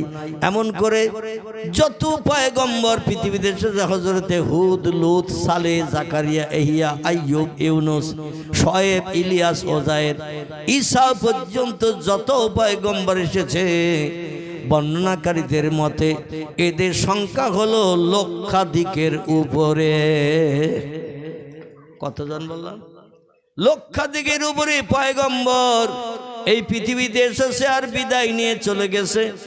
মানুষকে সুপথ দেখানোর জন্য কোন নবীর উম্মত ছিল 9 জন, কোন নবীর উম্মত ছিল 15 জন, কোন নবীর উম্মত ছিল 100, কোন নবীর উম্মত ছিল 33 জন। সারা জীবন কলেমার দাওয়াত দিয়েছে, জনগণকে ফেভার করতে পারেনি, আল্লাহর ভয় হৃদয়ে কোট করে দিতে পারেনি, জাহান্নামের ভয় দেখে তাদের সুপথের প্রতীক বানাতে পারেননি। কিন্তু বর্তমান আল্লাহ পাক আসমানের সেরা কিতাব যেটি পৃথিবীতে পাঠিয়েছেন, সেটা সংরক্ষণ করে রেখেছিলেন অতীতকালে, পাঠিয়ে দিলেন পয়গম্বরদের শেষ যিনি, তার কাছে। আল্লাহ বলছেন, মা কানা মুহাম্মাদুন আবা আহাদিম মির রিজালিকুম ওয়ালাকিন রাসূলুল্লাহি ওয়া খাতামান নবিয়্যিন। ও বিশ্ববাসী, তোমরা শোনো, আমার নবী মুহাম্মদ সাল্লাল্লাহু আলাইহি ওয়াসাল্লাম ব্যক্তিগত কারো বাপ, চাচা, দাদা আর ভাই হয়ে পৃথিবীতে জন্মগ্রহণ করেন নাই। আমার নবী কারো ভাই না, বাপ না, চাচা না, দাদা না। আমার নবী হলেন ওয়ালাকিন রাসূলুল্লাহ, বরং আমি তাকে রসুল করে, প্রফেট করে, মেসেঞ্জার করে, পথ প্রদর্শক, বার্তাবাহক, শান্তির অগ্রদূত করে আমি পৃথিবীতে পাঠিয়েছি, যাতে তার মাধ্যম দিয়ে তার টোটাল উম্মত জান্নাত হালাল বানাতে পারে। এই জন্য আসমানি সেরা কিতাব আমি মুহাম্মদ রাসূলুল্লাহর জন্য সংরক্ষণ করে রেখেছিলাম লৌহে মাহফুজে। নবী যখন ধরার পক্ষে আগমন করলো মক্কা মুকাররমার কাবা শরীফের পূর্ব দিকে আবু কুবাইস পাহাড়ের পাদদেশে, আবু কুবাইস পাহাড়ের একেবারে সমতল জায়গার একটুখানি উঁচু জায়গা, বর্তমান দেখলে বোঝা যায়, তবে জায়গাটা এখন কাটাকুটি করে সৌদি সরকার পাথর সেট করে দিয়েছেন। সে যুগে যা ছিল সমতল জায়গা থেকে আমার মনে হয় কোমর সমান টমান উঁচু হবে, খুব বেশি কাটাকুটি সৌদি সরকার করেনি, কারণ নবীর পদচিহ্নের স্মৃতিগুলো সৌদি সরকার নষ্ট করতে চায়নি। এই জন্য একটু সমান করে উঁচু ঢিবিগুলো সমান করে সেখানে পাথরের প্লেট লাগিয়ে দিয়েছেন। কাবা শরীফ থেকে পূর্ব দিকে আসলে 155 ধাপের রাস্তা আছে। পূর্ব দিকে হেঁটে আসলে পায়ের ধাপের কথা বলছি, কারণ ওখানে ফিতে টিতে ফেলে মাপার কোনো লাইন আমার নাই, আর কোনো ব্যক্তি মাপতে পারবে না। যদি কেউ ফিতে ফেলে মাপে, সঙ্গে সঙ্গে সৌদি জেলখানায় তার ডাল রুটি খেতে হবে, কারণ সন্ত্রাসবাদী হিসাবে আখ্যায়িত হবে। এজন্য মানুষ আইডিয়ালের মাধ্যম দিয়ে কিছু নমুনা নিদর্শন সেট করে মগজে করে নিয়ে আসে। আমি কয়েকবার পায়ের ধাপ ভেবে গুনলাম, ওই কাবা শরীফের সাবা মারওয়া সাইড থেকে বেরিয়ে এসে পূর্ব দিকে হাঁটলে 155 ধাপের রাস্তা হয়। কতটা বলা? 155 ধাপের রাস্তা। পূর্ব দিকে হেঁটে আসলে একটা সাদা পাথরের চাতোয়াল এখন দেখতে পাওয়া যায়, পূর্ব ছিল ধুলাবালি পাথরের কুচি।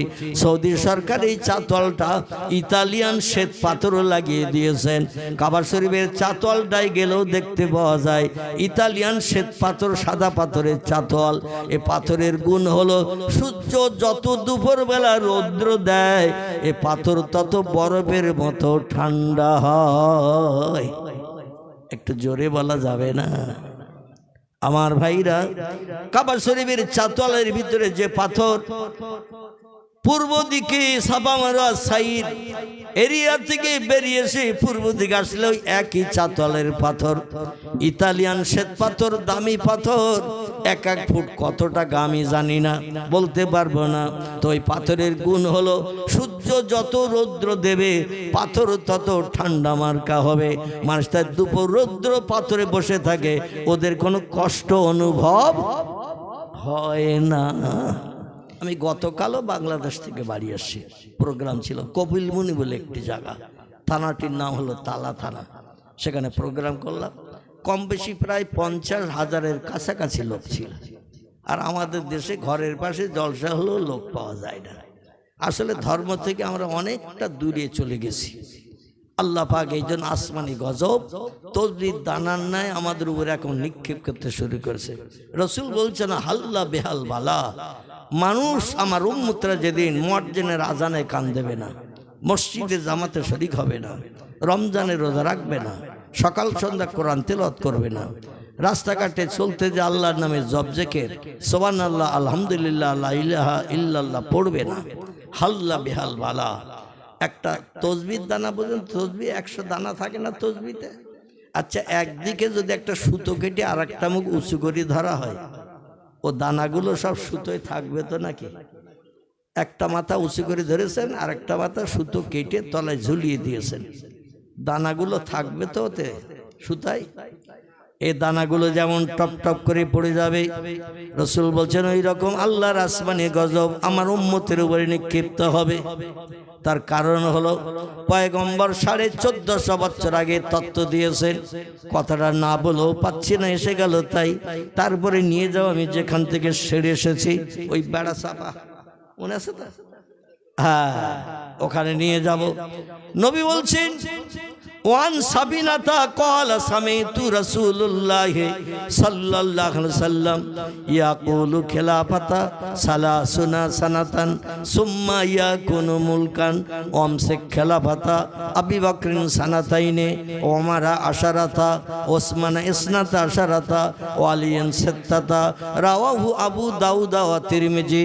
ইমাম আবু ইসা তিরমিজি রাহমাতুল্লাহ আলাইহি, ইমাম আবু দাউদ রাহমাতুল্লাহ আলাইহি দুইজন একই হাদিস ওনাদের কিতাবে লিপিবদ্ধ করেছেন। হাদিসটা পাকা না নরম, হাদিসটা কাঁচা না পাকা? দুই হাদিসের কিতাবে একই হাদিস লেখা। এই হাদিসটা হলো পাকা হাদিস, কড়া হাদিস, এ নিয়ে কেউ শকসভা সন্দেহ করতে পারবে না, কারণ দুটি কিতাবে লেখা। নবী পাক সাল্লাল্লাহু আলাইহি ওয়াসাল্লাম হায়াতে জিন্দেগিতে মসজিদে নববীতে বসে একদিন মেহরাবে বসে নামাজ অন্তে খুতবা দিচ্ছেন। আজকের যেমন এই রাস্তার উপরে দোকানের সামনে জলসা হচ্ছে, আল্লাহ নবী প্রতিদিন মসজিদে নববীতে ইমামতি করে 5 ওয়াক্ত নামাজ পড়িয়েছেন একটানা 10 বছর। ক বছর? একটানা 10 বছর নবী মসজিদে নববীতে ইমাম হয়ে নামাজ পড়িয়েছেন। নবীজির জীবনে, টোটাল জীবনে 17 ওয়াক্ত নামাজ তিনি জামাতে আদায় করতে পারেননি। কত ওয়াক্ত বললাম? 17 ওয়াক্ত নামাজ নবী জামাতে আদায় করতে পারেননি। তার কারণ হলো তিনি মৃত্যুর শয্যায় শায়িত হলেন যখন মাইশাতুল হুমায়রার ঘরে। মাঝে মাঝে রোগ যন্ত্রণায় আল্লাহর পয়গম্বর বেহুশ হয়ে যাচ্ছিলেন। বেহুশ যখন হয়ে যাচ্ছিলেন 1 ঘন্টা 2 ঘন্টা 3 ঘন্টা 4 ঘন্টা পর্যন্ত রসুল বেহুশ হয়ে পড়েছিলেন মাইশার ঘরে। জোরে বলুন একটু নাউজুবিল্লাহ। আল্লাহ নবী বলছেন ইজা জা সাকারাতুল মাউত হাক্কুন, ও পৃথিবীর উম্মতি মুহাম্মাদি তোমরা শোনো, মৃত্যুর যন্ত্রণা, মৃত্যুর কষ্ট হলো সত্য। কারণ আল্লাহ যদি মৃত্যুর কষ্ট কাউকে না দিতে চাইতেন তাহলে আমি মুহাম্মদ রাসূলুল্লাহ আমার মরণের সময় আমার মৃত্যু কষ্ট দিতেন না। কারণ আল্লাহর যত কিছু কাজ, কোরআন হলো অচলমান, কোরআন যেখানে রাখবেন সেখানে থাকবে। কোরআন হেঁটে কোনোদিন কোথাও যায়? কথা বলে? কোরআন হেঁটে কোনোদিন কোথাও যায় না। নিজের উদ্দেশ্য পূরণের জন্য কোথাও অবস্থান করে আরেক জায়গায় অবস্থান করে। কোরআন যেখানে রাখা সেখানে থাকে।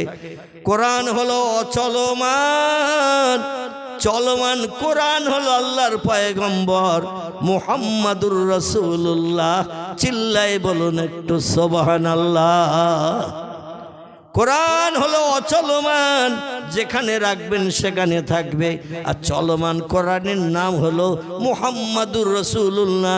মাইশাকে একদিন জিজ্ঞাসাবাদ করলো, এই ইয়ামানের দেশ থেকে কিছু মানুষ এসে যে ইয়ামানের কথা বলতে যে এখানে চলে এসেছে।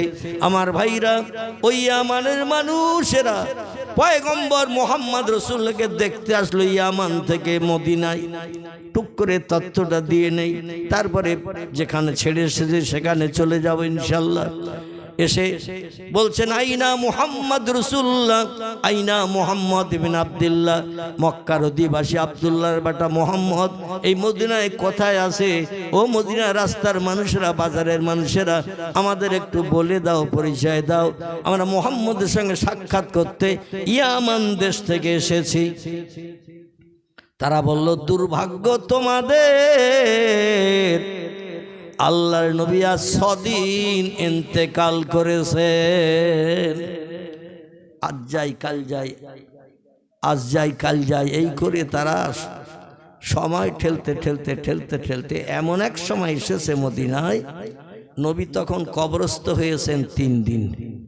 কদিন বললাম? 3 দিন। নবী মারা গেছেন তাহলে কদিন? 6 দিন। রসুল সোমবারে মারা গেছেন, বুধবারে সন্ধ্যায় কিংবা সন্ধ্যার আগে রসুলকে কবরস্থ করা হয়েছে। মানে সোম গেল, মঙ্গল গেল, বুধ, এরপরে আর 3 দিন গেল, তাহলে 3 আর 3 6। এই 6 দিনের মাথায় এসেছে ইয়ামানের 5-7 জন তৌরিত পড়া লোক, জব্বুর পড়া লোক, ইঞ্জিল পড়া লোক, সাহিত্য রচনা করা লোক, কবিতা লেখা লোক, উচ্চ শিক্ষিত মানুষ এসেছে। মুহাম্মদ নামের একজন ব্যক্তি, সে মদিনার দেশে নতুন ধর্ম প্রচার করছে। ধর্মটির নাম হল ইসলাম। ইসলাম ধর্মের মানুষেরা নাকি মদিনায় খুব সুখী, মদিনায় খুব খুশি, সংসার জীবনে তারা খুব সন্তুষ্ট এবং পরকালের চিন্তা ভাবনায় তারা বিভোর। আল্লাহর রহমত তাদের উপরে দৈনন্দিন বর্ষিত হয়। মুহাম্মদ কেমন লোক একটু দেখব, তার মুখে ইসলাম সম্পর্কে একটু জানবো, তারপরে প্রয়োজন হলে আমরা ইহুদি আর থাকবো না, খ্রিস্টান আর থাকবো না, আমরা কলেমা পড়ে মুসলমান হয়ে আমার দেশে আবার ফিরিয়ে আসবো। জোরে বলা যাবে না একটু সুবহানাল্লাহ? কলেমা পড়বে বলেছে, এতে সুবহানাল্লাহ আমাদের বলা কর্তব্য আছে কি না? আছে। এসে খবর শুনছেন মুহাম্মদ রাসূলুল্লাহ 3 দিন কবরস্থ হয়েছেন, ইন্তেকাল করেছেন 6 দিন আগে। 3 দিনের মাথায় সন্ধ্যার সময় কিংবা আসরের নামাজ বাদ আবার কোন বর্ণনাকারী সিরাতুন নবী, সিরাতে হালাবিয়া, আসাহুস সিয়ার, সিরাতে ইবনে হিশাম, বিশ্ববিখ্যাত বিশ্ব নবীর জীবনী গ্রন্থে লেখকেরা 2 রকম মন্তব্য করেছেন। কেউ বলেছেন মাগরিবের আগে, কেউ বলেছেন মাগরিবের পর। যাই হোক, এই মাগরিবের সময় কিংবা মাগরিবের আগে পয়গম্বরকে কবরস্থ করা হয়েছে। 3 দিন হয়ে গেছে। ওদের বলা হলো আমাদের প্রাণের নবী মা আয়েশাতুল হুমায়রার স্বামী আল্লাহর নবীকার দেখার সুযোগ হবে না। 3 দিন আগে যদি আসতে মরা চেহারাটাও দেখার সুযোগ পেতে, কিন্তু তোমরা 6 দিন আগে যদি আসতে বাস্তব নবীকে চোখে দেখার সুযোগ পেতেন, যিনি ছিলেন তাম পৃথিবীতে বিশ্ব সুন্দর। কি সুন্দর! বিশ্ব নবীর চেহারা থেকে আল্লাহ বিশ্ব সুন্দর করে পৃথিবীতে পাঠিয়েছিলেন। পৃথিবীতে 2 জন পুরুষ বিশ্ব সুন্দর হয়েছেন। একজন পুরুষের নাম ইয়াকুব নবীর বেটা, ছোট ছেলে, আমার ভাইয়ের 11 নম্বরের ছেলে, নাম হলো তার ইউসুফ। আর একজন হলেন বিশ্ব সুন্দর, তিনি হলেন আব্দুল্লাহর বেটা, মামিনার উদরের নয়নের মণি, নাম হলো তার মুহাম্মাদুর রাসূলুল্লাহ। বিশ্ব সুন্দর চেহারাটা দেখার সুযোগ পেতে আমাদের প্রত্যেকের নাকের মাঝখানে এই জায়গাটা ফাঁকা না কালো ভুরু দিয়ে জোড়া? নাকের মাঝখানটা, এই জায়গাটা প্রত্যেকটি ব্যক্তির, নারী হোক বা পুরুষ হোক, সকলের নাকের এই মাঝখানটা হলো ফাঁকা। আল্লাহ নবীর ভুলটা ছিল কাস্তের মতো জোড়া। কাস্তে দেখেছেন যেমন বেঁকিয়ে ঘোরানো মাথা থেকে মাথা, রসুলের ভুরুটা ছিল কাস্তের মতো পুরো জোড়া, দেখতে খুব সুন্দর দেখাতো। রসুলের ঠোঁট দুটো ছিল লালি মার্কা, গালের দাঁতগুলো ছিল মুক্তার দানার নাই, দুধের নাই সাদা ঝলকানি। জোরে বলুন একটু সুবহানাল্লাহ। বিশ্বনবীর আঙুলগুলো একটু লম্বা লম্বা কাটিমে ছিল, নাকটা ছিল একটু লম্বা মার্কা। বিশ্বনবীর ফেস কাটিমটা এত সুন্দর ব্যক্তিত্ব ছিল, চোখ দুটি ছিল হরিণের চোখের মতো পটল চোরা। মানুষ একটাবার দেখলে আর নজর ফিরাতে পারত না। প্রিয় নবীর একজন খাদেম গোলাম, নাম হলো তার হযরতে আনাস রাদিয়াল্লাহু আনহু। কি নাম বললাম? বিশ্ব নবীর বাড়ি 12 বছর যিনি খাদেমের কাজ করেছেন, নবীর বাড়ির কাজকর্মগুলো সেরে দিয়েছেন, করে দিয়েছেন। বৃদ্ধ বয়সে বার্ধক্যকালে এই আনাস বলছেন, আল্লাহি লা শাক্কা ফীহি, আমি সেই খোদার কসম খেয়ে বলি, একদিন পয়গম্বর রাতের বেলা আমারে ডাকলেন, আনাস রে একটু আমার কাছে এসো, একটু কোনো এক জায়গায় আমার যেতে হবে রাতের বেলা, এই জন্য পাহাড়ি এলাকা, তাই তোমার সাথে করে নিয়ে যেতে চাইছি, যাতে কোনো সমস্যা দেখা দিলে দুইজন যুক্তি বুদ্ধি করে সমস্যার সমাধান করব। আনাস বলছেন, আমার কলিজা আনন্দে ভরে গেল, আর নবীজির সঙ্গে হয়ে আমি রাতের বেলা কোন এক জায়গায় যেতে পারছি, এটা আমার জন্য সৌভাগ্য। জোরে বলুন একটু সুবহানাল্লাহ। আনাস বলছেন, মসজিদে নববী ছিল নবীজির মদিনায় ঘর, বিশ্ব নবীর ঘর ছিল মসজিদে নববীর দক্ষিণ পূর্ব কোণে। আল্লাহর পয়গম্বরের থাকার ঘর ছিল। এই ঘরটা ছিল না প্রাণ প্রিয়া বিবি উম্মুল মুমিনিন হযরত মাইশাতুল হুমায়রা, আবু বকর সিদ্দিকের কন্যা মাইশার ঘর। আল্লাহ নবী সেই ঘরে মসজিদের ভিতরে রাতের বেলা তিনি বিশ্রাম করতেন। এছাড়াও আরো 8 জন নারীর সঙ্গে বিশ্ব নবীর প্রণয় ছিল মদিনার দেশে। তবে তাদের ঘরগুলো মসজিদ নববী থেকে 2-4 রশি দূরে দূরে বানানো ছিল। বিবিদের ঘরগুলো এমন বানানো ছিল, একটু গাড়িটা ছেড়ে দেন, কারণ হরহর করতেছে, কথা বলতে অসুবিধা, আপনার শুনতে অসুবিধা, একটু গাড়িটা পাস করে যাওয়ার সুযোগ করে দিয়ে দেন। একটু দরুদ শরীফ পড়ে নেন। আল্লাহুম্মা সাল্লি আলা মাওলানা মুহাম্মদ ওয়া আলা আলি সাইয়্যিদিনা মাওলানা। কাজ করিতে গেলেন নবী, কাজ করিতে গেলেন নবী, মা খাদিজার বাসায়। রসুল প্রেমে মুগ্ধা হলেন, পরকালের আশায়।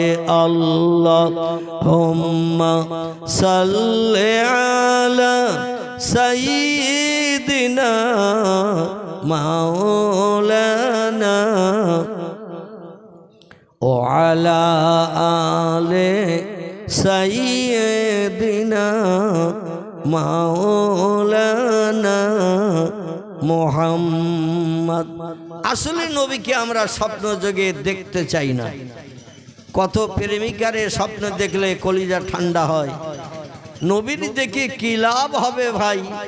এই চিন্তা আমরা নবীর স্বপ্ন দেখার, পরকালে আমরা নবীরে নিয়ে আল্লাহর জান্নাতে যাব, এই চিন্তা ভাবনা আমাদের মগজে নাই। ওটা যেদিন স্টেজে বসবো সেদিন বলে দেবে, আমি ওই নিয়ে শুরু করবো। এখন যেটা বলছি সেটা শোনেন, সময় সুযোগ শেষে থাকলে বলে দেব, আর নইলে আমার ক্যাসেট শুনবে। ক্যাসেটে সাপের গল্প, ঈসা নবী জমানার সাপ নবীরে গাড়ে সুরের গুহায় পায়ে কামড় দিয়েছিল আবু বকরে, ও গল্প শুনতে পাবে। আমার ক্যাসেট ফলো করবেন, মোবাইলে শত শত ক্যাসেট আমার আছে। এই দেখছি না কতটা এসেছে, দেখতেছেন তো? অন্য বক্তা আসলে এতটা এইসব কাটি আসে না। আমি যেখানে যাই এরা সব পাগলের মতো ছুটে যায়। কোথায় বজবজ, কোথায় সে কাকদ্বীপ, কোথায় হাওড়া জেলার বড়গাছিয়া, এরা খবর পেলেই ছুটে যায়। কোথায় নদিয়া, মুর্শিদাবাদ, ওরা কিছু মনে করে না। আপনারা বাড়ির পাশ থেকে আসতে তাই ভয় পাচ্ছে, আর এরা 50, 60, 100 কিলোমিটার দূরে মোটর সাইকেল হু করে কোথায় সেই দাঁতপুর বর্ধমান জেলার শুরু, সেখানে চলে যায় এরা ওয়াজ শুনতে। যাই এদের মোবাইলে সার্চ করবে, আপনাদের মোবাইল থাকে ওদের কাছ থেকে তুলে নেবেন, সাপের গল্প শুনতে পারবেন। আমি যেটা বলছি সেটা শুনুন, কি অসুবিধা হচ্ছে আপনাদের?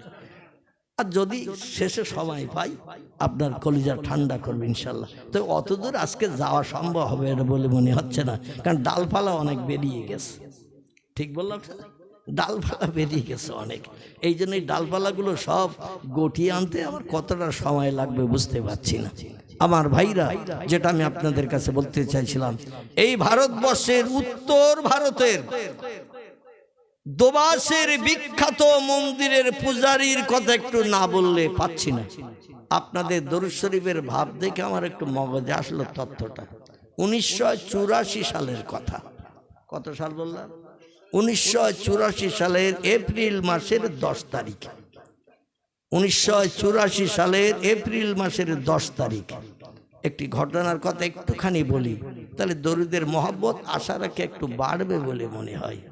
নবীর মহব্বতে দরুদ পড়লে লস হবে না, লাভ হবে। লোকটির নাম ছিল ডক্টর শিব শক্তি স্বরূপজি। কি নাম বললাম? লোকটির নাম ছিল ডক্টর শিব শক্তি স্বরূপজি, যিনি অক্সফোর্ড বিশ্ববিদ্যালয় থেকে ফার্স্ট ক্লাস ডিগ্রি অর্জন করেছিলেন। এছাড়া বেদের পুরো জ্ঞান রাখতেন, পুরাণের পুরো জ্ঞান রাখতেন, গীতার পুরো জ্ঞান রাখতেন, ভগবতের পুরো জ্ঞান রাখতেন, রামায়ণের পুরো জ্ঞান রাখতেন, মহাভারতের পুরো জ্ঞান রাখতেন। আমাদের কোরআন শরীফের শুরু থেকে শেষ পর্যন্ত পড়িয়ে মানে বলে দিতে পারতেন। তাহলে লোকটা মূর্খ তো নাকি? যে লোকটা মুসলমানদের ধর্মগ্রন্থ কোরআনের শুরু থেকে শেষ পর্যন্ত শুধু পড়তে পারতেন না, মানে বলে দিতে পারতেন। সর্বপ্রথম বাংলা ভাষায় কোরআনের বাংলা অনুবাদ করেছিলেন যিনি, আমার মুসলমানের ঘরের কোনো মানুষের মগজে চিন্তা আসেনি। এ চিন্তা এসেছিল একজন হিন্দু ভাইদের ঘরের ছেলে, রংপুর জেলায় তার বাড়ি। আমার ভাইরা, নাম তার গিরিশচন্দ্র সেন। কি নাম বললাম?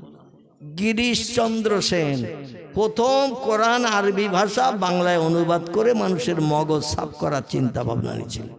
তারপরে হিন্দুর ঘরে আরো একটা ছেলে, তিনিও কোরআন শরীফের বাংলা অনুবাদ করে পৃথিবীর মানুষের মগজ সাফ করার চিন্তা ভাবনা ছিলেন।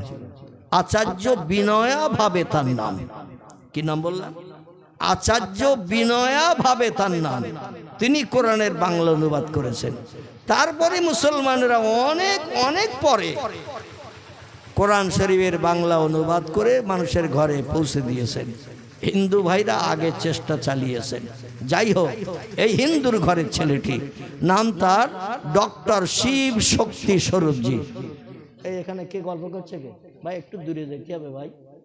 আপনার যদি ওইভাবে গল্প করেন একটু দূরে যান, অত দূরসী দূর। আপনাদের কণ্ঠের আওয়াজ আমার কানে আসলে লাইন চ্যুত হয়ে যাবো আমি। আর নইলে এখানে এসে আপনি বলেন, আমরা শুনি। যা গল্প করছেন এখানে এসে বলেন, আমরা সবাই শুনি। বেয়াদবি নেবেন না। আপনি যেভাবে কথা বলছেন আমার লাইন হারিয়ে যাচ্ছে। কত জোরে কথা বললে তো হবে না। আর কোরআনে আল্লাহ নিষেধ করছেন, ওয়ান সেতু মজলিসের সৌন্দর্য রক্ষার্থে চুপ করে বসো, কথা বলো না। কারণ কোরআনের আলোচনার এখানে কথা বললে আল্লাহ খুশি হবে না খুশি হবে? সওয়াব হবে না পাপ হবে? পাপ হবে। এতটুকু জ্ঞানও আমাদের ভিতরে নাই যে কোরআন তেলাওয়াত হচ্ছে সেখানে আমি কথা বলছি, এখানে যে সওয়াব হবে না পাপ হবে, এতটুকু জ্ঞানও আমাদের মগজে নাই। যার কারণে হাট পাকিয়ে দিয়েছে আশেপাশে, নাউজুবিল্লাহ।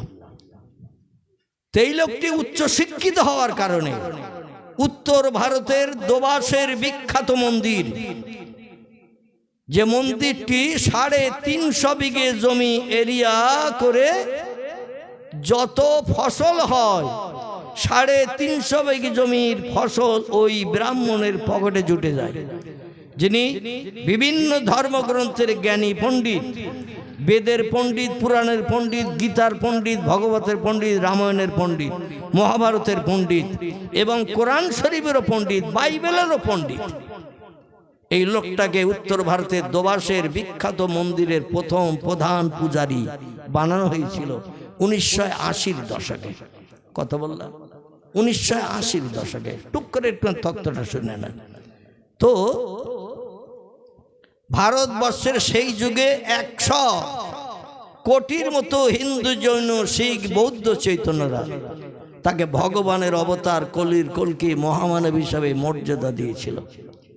খুব উচ্চ শিক্ষিত হওয়ার কারণে মন্দিরটা 120 বিঘা জমি এরিয়া করে বাউন্ডারি করে ঘেরা। কতটা বললাম? 120 বিঘা জমি এরিয়া করে বাউন্ডারি করে মন্দিরটা ঘেরা। এই মন্দিরটা আছে এই 120 বিঘা জমির মাঝখানে।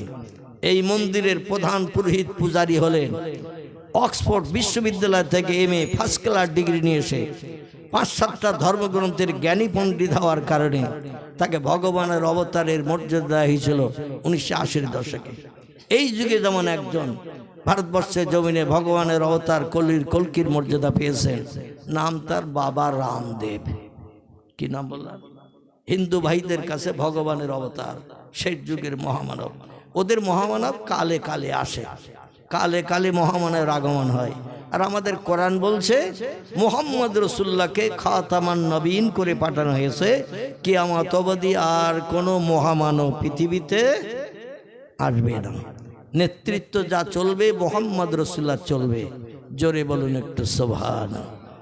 তো লোকটা যখন মন্দিরে পূজা করতে যায়, দেখবেন সপ্তাহে 2 দিন 3 দিন বড় বড় মন্দিরে বিভিন্ন মানুষেরা মনস্কামনা পূর্ণের জন্য ফল ফুল মিষ্টি মেঠাই পূজা দিতে নিয়ে যায় না? যায় না? পূজা দিতে নিয়ে হাজার হাজার মানুষ যায়। বিখ্যাত মন্দির উত্তর ভারতের দোবাসের মন্দির। এই মন্দিরে যায় বস্তা বস্তা ফল, ওই রকম প্যাকেট প্যাকেট মিষ্টি, সব মানুষ পূজা দিতে নিয়ে যায়। পূজা হয়ে গেলে আবার বাড়ি আনে না, ব্রাহ্মণেরে দেয়। কিছু মানুষ দিয়ে আসে, আবার কিছু মানুষ পূজা হয়ে যাওয়ার পরে নিয়ে আসে। 2 রকম নিয়ম চলে। আমার ভাই যে বলছে নিয়ে আসেন ওটাও ঠিক, আবার কিছু মানুষ দিয়ে আসে। ব্রাহ্মণেরা সেগুলো খেতে যদি না পারে সেগুলো আবার দোকানে সাপ্লাই করে, কারণ এত তো বাড়ির মানুষ খেতে পারবে না। ফল ফুল কিছু দোকানে আবার সাপ্লাই করে, আর কিছু মানুষকে দানও করেন। এইভাবে 4 বছর চলল। 1980 দশকের পরে যখন 1984 সাল আসলো, উনি বিভিন্ন ধর্মগ্রন্থ পড়ে পড়ে একমত হলেন পৃথিবীতে মহামানব আমি না, এই পৃথিবীতে মহামানব রামকৃষ্ণ পরমহংসদেব না, এই পৃথিবীতে মহামানব বুদ্ধদেব না, এই পৃথিবীতে মহামানব চৈতন্যদেব না, এই পৃথিবীতে মহামানব গুরু নানক না, এই পৃথিবীতে মহামানব মহাবীর না, এই পৃথিবীতে মহামানব আচার্য কেশবচন্দ্র না, এই পৃথিবীতে মহামানব যিশু না, এই পৃথিবীতে মহামানব মোজেস না, এই পৃথিবীতে মহামানব তিনি। কোরআনের 22 পারায় নাম লেখা আছে, যার নাম হলো তার মুহাম্মাদুর রাসূলুল্লাহ সাল্লাল্লাহু আলাইহি সাল্লামের। জোরে বলুন একটু সুবহান। কিছু শিক্ষিত মানুষ শিক্ষা অর্জন করে ভুল পথে চলে, আবার কিছু শিক্ষিত মানুষ শিক্ষা অর্জন করে আসল সঠিকটা নির্বাচন করে। ঠিক বললাম না ভুল বললাম? নির্বাচন করে। আমার ভাইরা, উনি একদিন মন্দির থেকে পূজা অর্চনা সেরে বাড়ি এসেছেন। পরের দিন আবার নির্দিষ্ট টাইমে পূজা করতে যেতে হবে। স্ত্রী বলছে সময় এসেছে, লোকজন সব লাইন দিয়ে বালতি রেডি করে রেখেছে, আপনি যেতে দেরি করছেন কেন? আপনার যেতে দেরি হলে মানুষ অস্বস্তি বোধ করবে। উনি বলছেন আমার মন্দিরে পূজা করতে যেতে আর ভালো লাগছে না। স্ত্রী বলছেন হাজার হাজার টাকা দৈনন্দিন আয়, বস্তা বস্তা ফল, প্যাকেট প্যাকেট মিষ্টি বাড়িতে আসে, সব খেতে পারি না, আবার দোকানেও সাপ্লাই করি, কত মানুষকে দান করি, আর পূজা করতে না গেলে তো বাড়ি কিচ্ছু আসবে না। উনি বলছেন আমার আর ভালো লাগে না। বলে কারণ? বলে আমি বিভিন্ন ধর্মগ্রন্থ পড়ে দেখেছি, একজন ব্যক্তির নাম বেদে লেখা, পুরাণে লেখা, গীতায় লেখা, ভগবতে লেখা, রামায়ণে লেখা, মহাভারতে লেখা, তৌরিতে লেখা, জব্বুরে লেখা, ইঞ্জিলে লেখা, এমনকি বর্তমান মুসলমানদের ধর্মগ্রন্থ যেটি নাম হলো তার আল কোরআন, সেই কোরআনও স্রষ্টা লিখে পাঠিয়েছেন মুহাম্মদ নামধারী একজন ব্যক্তিকে কিয়ামত পর্যন্ত বিশ্ববাসীর কল্যাণের জন্য মহামানব করে পাঠানো হয়েছে। জোরে বলুন সুবহান। এই জন্য আমি মিথ্যার আশ্রয় নিয়ে লোকের ফলমূল নষ্ট করতে চাই না। পরকাল বলে একটা লম্বা জিন্দেগি আছে, যার নাম হলো স্বর্গ বা নরক। স্বর্গ শান্তির জায়গা, নরক অশান্তির জায়গা। এই জন্য আমি মানুষকে যদি বিভ্রান্ত করে, মানুষের অর্থ যদি অপচয় করি, মানুষকে আমি ধোঁকা দেই, অবশ্যই আমার প্রতিদান নরক নসিবে জড়বে। উচ্চ শিক্ষিত হয়ে, জ্ঞানী পণ্ডিত হয়ে আমি মিথ্যার আশ্রয় নিতে পারবো না। এই জন্য আমি আজকের থেকে আর মন্দিরে পূজা করতে যাব না। স্ত্রী বলছে লোকজন তো ছাড়বে না। ডক্টর শিবশক্তি সর্বজি বললেন মুসলমানদের কোরআন পড়ে একটি জ্ঞান অর্জন করেছে, সেটি হলো আল্লাহ পাক কোরআনের ভিতরে 27 জন পয়গম্বরের নাম কোট করেছেন। এই 27 জন পয়গম্বরের ভিতরে 25 জন পয়গম্বরের জীবনী কোরআনে ভরা আছে, 2 জন পয়গম্বরে কোনো জীবনী ভরা নাই, শুধু তাদের নাম উল্লেখ আছে।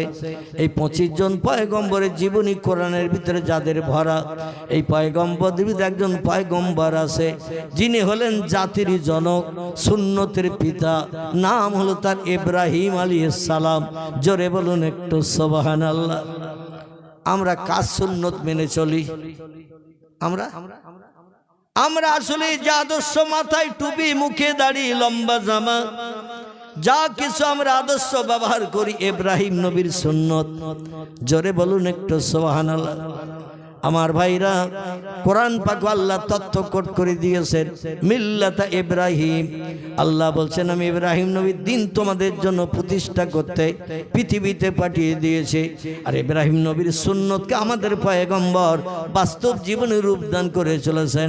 যত পয়গম্বর পৃথিবীতে এসেছে, কোনো পয়গম্বরের খাতনা ছিল এমন কোনো তথ্য কেতাবে লেখা নাই, কিন্তু ইব্রাহিম নবীকে আল্লাহ পাক 80 বছর বয়সে মুসলমানি করে খাতনা দিতে বলেছিলেন। এই জন্য উম্মতে মুহাম্মাদি আমাদের 5-7 বছর বয়স হলে আমরাও সুন্নতে ইব্রাহিমি খাতনা দিই না।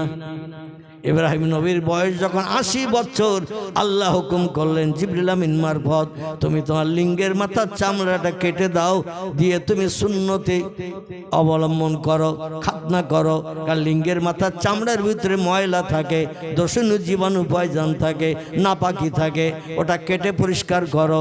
অন্যথায় তোমার ইবাদত আমার কাছে গ্রহণীয় হচ্ছে না, কারণ আমি আল্লাহ পবিত্র, ওই বান্দার ইবাদত পছন্দ করি যে বান্দা হয় পবিত্র। আল্লাহ হুকুম করেছে। ইব্রাহিম নবীর বয়স 80 বছর, এখন হুকুমের মান্যতা দেবে না কি দেবে না? পয়গম্বরেরা এই পৃথিবীতে আল্লাহর হুকুমের মান্যতা দিতে জীবন উৎসর্গ করেছে। আর একটি দলের মানুষ এই পৃথিবীতে আল্লাহর হুকুমের মান্যতা দিতে যে জীবন উৎসর্গ করে দিয়েছেন। একটা দলের নাম হলো নবী আম্বিয়ার দল, একটা দলের নাম হলো অলি আউলিয়ার দল। এই দুটি দল ছাড়া আর কোন দলের মানুষ আল্লাহর হুকুমের মান্যতা দিতে জীবন উৎসর্গ করতে চায় না, সময় দিতে চায় না, কষ্ট করতে চায় না, পরিশ্রম করতে চায় না। আলেমও না, হাফেজও না, মুফতিও না, কারিও না, মসজিদ ইমাম না, মুয়াজ্জিন না, মুক্তাদি না। যেখানে লাভ সেখানে আমরা, যেখানে লস সেখানে আমরা নাই। নবীরা অতটা বুঝতো না, ওর আল্লাহ বলেছে করতেই হবে।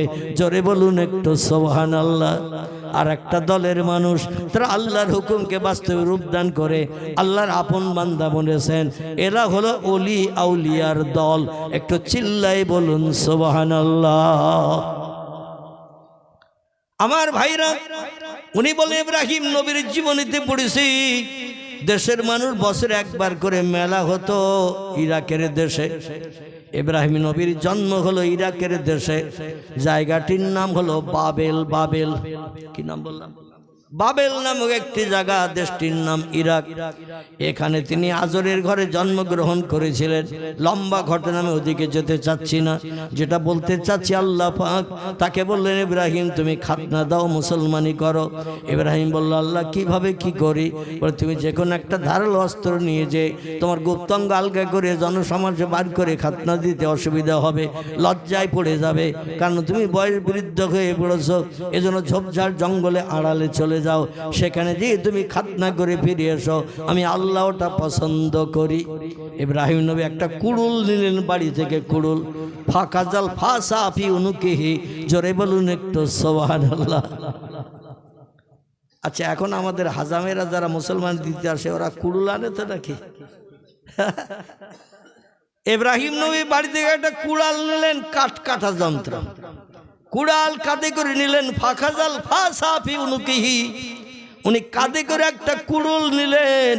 নিয়ে ঝোপঝাড় জঙ্গলে পাহাড়ি এলাকায় চলে গেলেন। একটা পাথরও নিয়ে নিচে রাখলেন। পাথর উপরে লিঙ্গের মাথাটা চামড়াটা ধরে টেনে ধরলেন, আর কুড়ুলটা ডান হাতে ধরে একটা কোপ দিয়ে মাথার চামড়া কেটে দিয়ে খাতনা করেছিলেন। ইব্রাহিমের সুন্নত আমাদের নবী মান্যতা দিয়েছেন, এজন্য আমরাও খাতনা দিয়ে ইব্রাহিমের সুন্নত আদায় করি। জোরে বলুন একটু সুবহানাল্লাহ। এই ডক্টর শিবশক্তি স্বরূপজি বলছেন, পয়গম্বর ইব্রাহিম নবীকে তার দেশের মানুষ বলছে চলো মেলায় যাব। মেলায় ইব্রাহিম নবী বললেন মেলায় মদ খাওয়া হয়, সুদের ব্যবসা হয়, জুয়া খেলা হয়, তাস খেলা হয়, নারী পুরুষ অবৈধভাবে মেলামেশা করে, সেখানে চুরি ডাকাতি হয়, গালিগালাজ হয়, মারামারি হয়, মেলায় হাজারো ধরনের কাজ হয়। আর আমি আল্লাহর পয়গম্বর হয়ে মেলায় যাব, ওটা আমি পছন্দ করি না।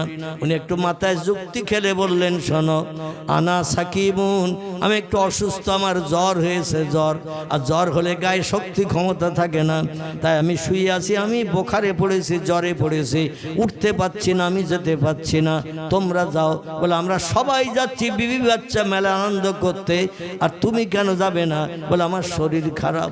ওরা বলছে শরীর যখন খারাপ তাহলে তুমি বাড়ি থাকো, আর আমরা বিবি বাচ্চা সবাই যাচ্ছে, আমাদের ঘর বাড়িগুলো পাহারাও দেবে কে?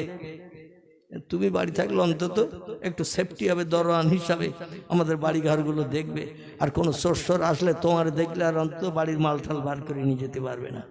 ইব্রাহিম নবী বললেন আল্লাহ তোমার শুকরিয়া শেষ করতে পারি না। জোরে বলুন একটু সুবহানাল্লাহ।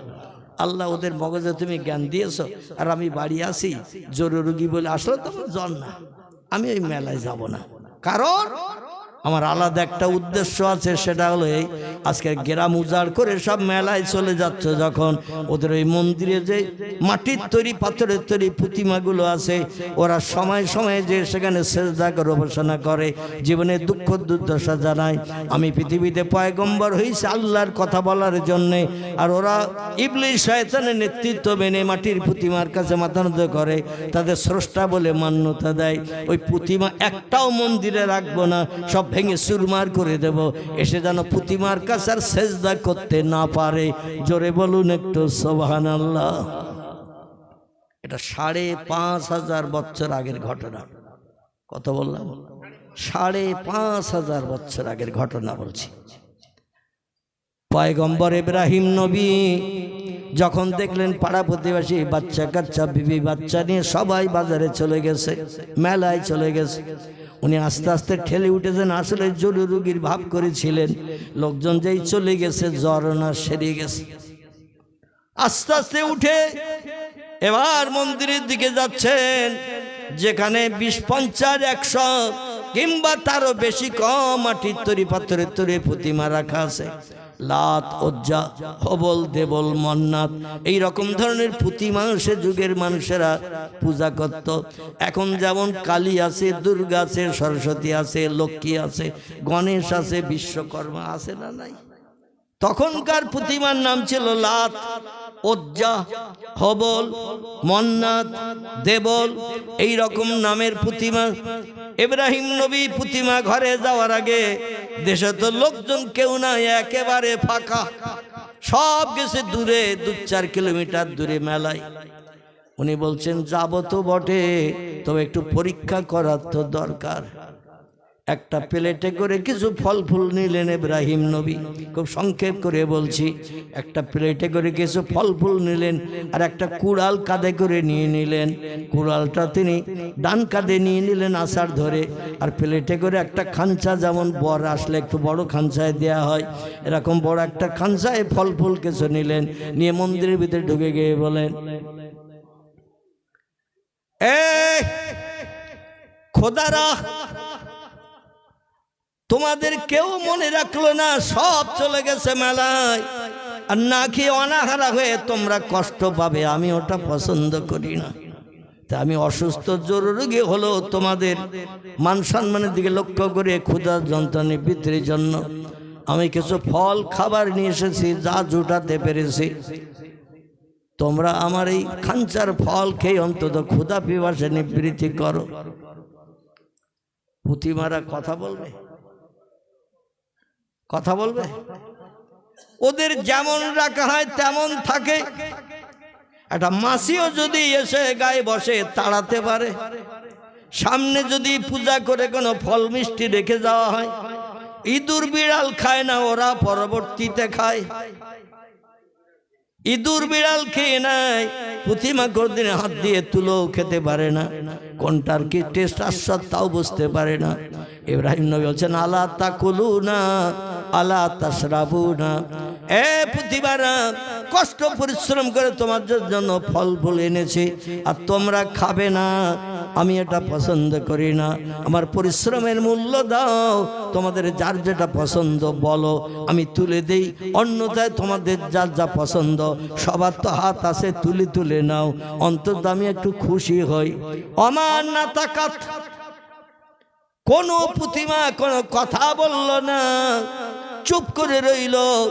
ইব্রাহিম নবী বলছেন আলা তাকুলুনা আলা তাশরাবুনা, তোমরা কি খাবে না, তোমরা কি পান করবে না?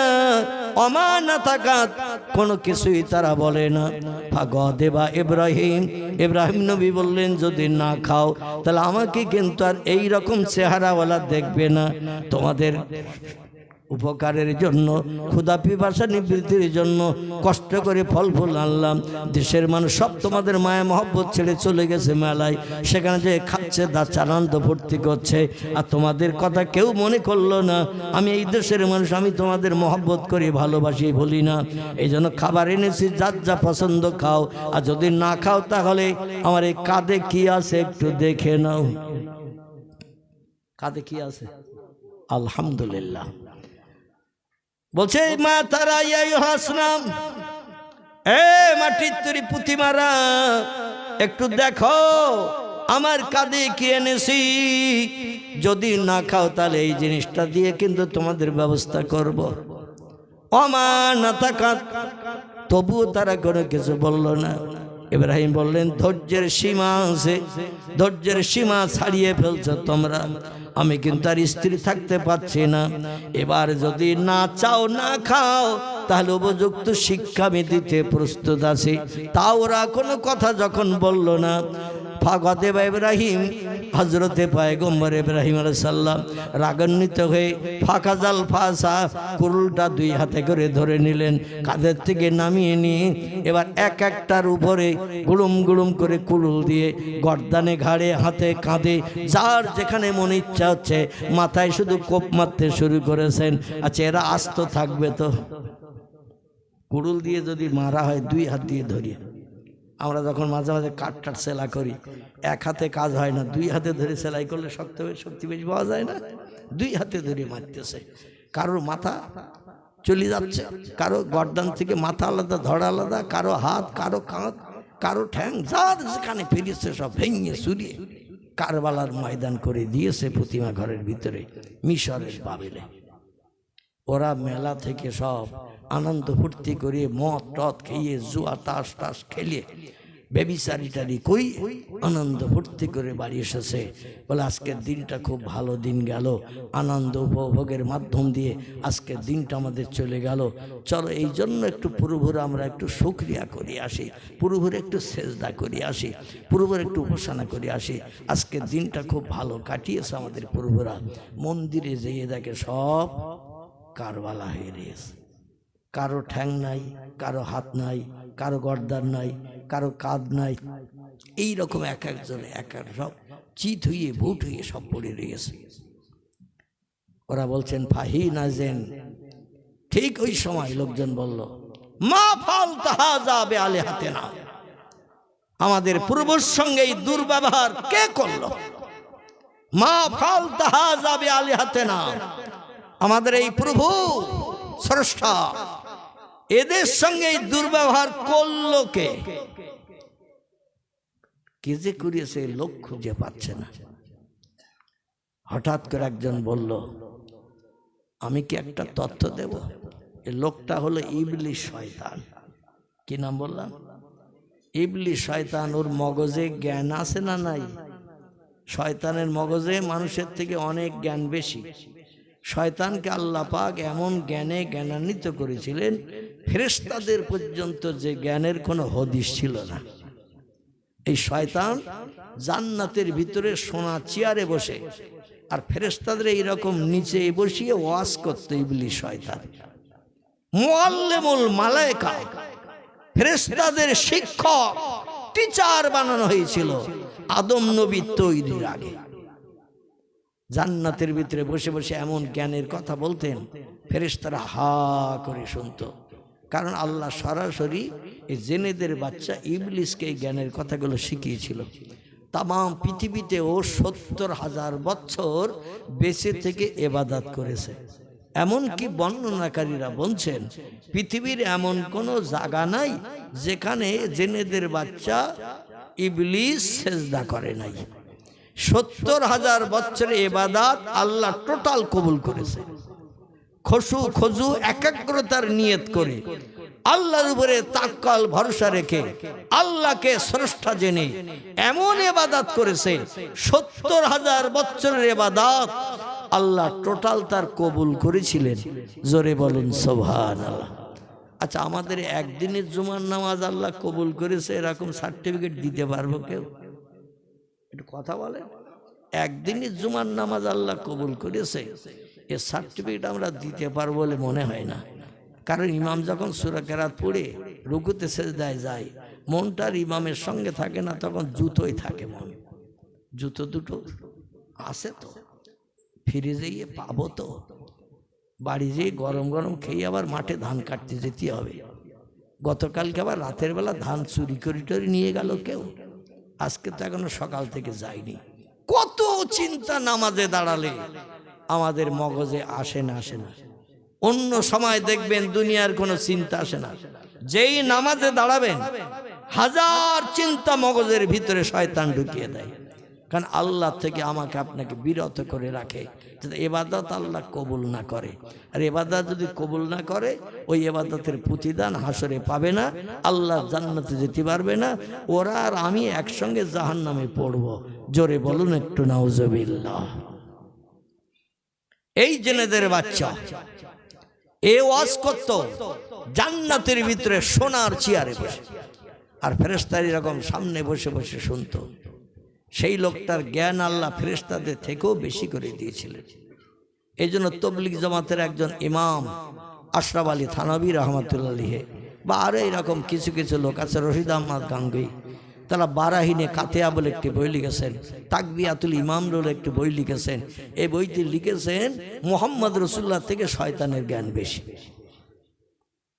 বিশ্বাস করবেন, মেনে নেবেন? শয়তানের জ্ঞান নাকি নবীর থেকে বেশি। নবী বলছেন ইন্নামা বুইসতু মুআল্লিমান, আল্লাহ পাক আমাকে তাম বিশ্ববাসীর শিক্ষক করে, টিচার, প্রফেসর করে পৃথিবীতে পাঠিয়েছে। আমার মতো জ্ঞান অতীতে কারো ছিল না, বর্তমানে নাই, ভবিষ্যতও হবে না।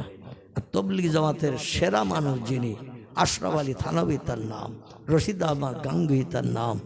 আমার ভাইরে এনারা বই লিখেছেন, বইয়ের পৃষ্ঠা লিখেছেন মুহাম্মদের থেকে ইবলিস শয়তানের জ্ঞান বেশি। আল্লাহ ভুল করতে পারে।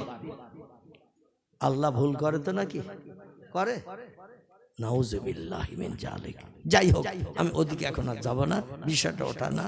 আমি যেটা বলতে চাই সেটা হলো এই, শয়তান ইবলিস আমাদের প্রচারা ধোঁকা দেয় নামাজে দাঁড়ালে, যাতে আমাদের নামাজ কবুল না হয়, আল্লাহর দরবারে আমরা যাতে নামাজের প্রতিদান জান্নাতে যেতে না পারি। এখন আল্লাহ এখন কবুল না করলেও হাসরের মাঠে রহিম নামের ইজ্জত দান করবেন। কোরআনে সূরা ফাতিহার ২ নম্বরের সেন্টেন্স আর রহমানির রহিম আছে না? দুটো নাম, আর রহমানির রহিম, আল্লাহর দুটি নাম এক বাক্যের ভিতরে লেখা। রহমান নামের যে মানে, রহিম নামের সেই একই মানে, নাম দুটো আলাদা। রহমান নামের গুণ পৃথিবীতে আল্লাহ বান্দাদের জন্য দান করে রেখেছেন, আর রহিম নামের গুণটা আল্লাহ তার কুদরতি হাতে রেখে দিয়েছেন হাসরের মাঠে বান্দাদের জন্য দান করবেন বলে। জোরে বলুন সুবহানাল্লাহ। নামাজ যদি এখন কবুল নাও আল্লাহ করেন, তো এই যে মসজিদের আজান শুনে যাচ্ছি, হেঁটে যাচ্ছি, বাড়ি আসছি, উঠবস করছি, এক্সারসাইজ করছি, এর প্রতিদান আল্লাহ রহিম নামের ইজ্জতে অবশ্যই দেবেন বলেই কোরআনে কোট করে দিয়েছেন। জোরে বলুন একটু সুবহানাল্লাহ। আমরা বঞ্চিত হব না। যাই হোক, এখন ইব্রাহিম নবীর মগজে আল্লাহ একটু যুক্তি দিলেন, তুই তো রাগের বসে সব ঠাকুরগুলো সব কুরুল দিয়ে কপি কপি ভেঙে দিলি, ওরা তো মেলায় বেশি সময় থাকবে না, কাজকর্ম মিটে গেলে আবার বাড়ি আসবে, বাড়ি এসে প্রতিমা ঘরে আসবে, প্রভুদের সেজদা করবে, জীবনের শখ জানাবে, এসে যদি এই অবস্থা দেখে গ্রামে তার লোকজন নাই, তুই একা বাড়ি, তোরে তো এসে ধরবে। ঠিক না ভুল? গ্রামে তার লোকজন নেই, শুধু তুই একা জরুরি রোগী বলে বাড়ি আছিস, এটা তো সবাই জানে। এই জন্য এসে তো তোরে জিজ্ঞাসা করবে, ধরবে। আর পয়গম্বরদের কাজ হলো মিথ্যা কথা না বলা। জোরে বলুন একটু সুবহানাল্লাহ। আল্লাহর ওলি যারা, পয়গম্বর যারা, এরা কোনোদিন মিথ্যা কথা বলে না। জোরে বলুন একটু সুবহানাল্লাহ। আল্লাহ বলেন, এক কাজ কর, যে কুড়ুল দিয়ে প্রতিমাগুলো ভেঙে ফেলেছিস, কারো মাথা ভেঙেছিস, হাত ভেঙেছিস, পা ভেঙেছিস, চিৎকার করে ফেলে রেখেছিস, ইব্রাহিম ওই কুড়ুল নিয়ে আর বাড়ি যাস না। কুড়ুলের ডাটির মাথায় একটা দড়ি গিরো দিয়ে দে, একটা দড়ি বাঁধ, আর ওই দড়িটা বড় ঠাকুরটার আর মারিস না, সবগুলো ভাঙবে ভাঙ, বড়টার অন্তত রেখে দে, ওর গলায় কুলের দড়িটা দিয়ে হার বানিয়ে ঝুলিয়ে দিয়াই। পয়গম্বর ইব্রাহিম নবী কুলের আষাঢ়ের মাথায় একটা লম্বা দড়ি বেঁধে দিলেন, দড়ি বেঁধে দিয়ে দড়িটা ফাঁকা করে বড় ঠাকুরের মাথা থেকে গলায় দিয়ে বুকের দিকে ঝুলিয়ে দিলেন। আর খাঞ্চার প্লেটটা তো কেউ খায়নি, ও খাঞ্চার প্লেটটা বড় ঠাকুরের সামনে রেখে দিয়ে এসে বাড়ি এসে আবার কম্বল মুড়ি দিয়ে শুয়ে রয়েছে। লোকজন প্রথম বাড়ি আসলো, জামা কাপড় ছেড়ে মন্দিরে গেল, যে দেখে সর্বনাশ, মা ফালতা হাজা বেয়ালে হাতে না, আমাদের পূর্বর সঙ্গে এই দুর্ব্যবহার কে করলো, ভেঙে চুরে ক্ষয়ক্ষতি কে করলো। এমন সময় একজন ব্যক্তি যুবক মানুষের চেহারা নিয়ে বলছে, আমি কি একটা তথ্য তোমাদের দেব? ওরা বলল, নাম নামিয়া কি, আমরা তো বুঝতে পারছি না এই অঘটন কে ঘটালো।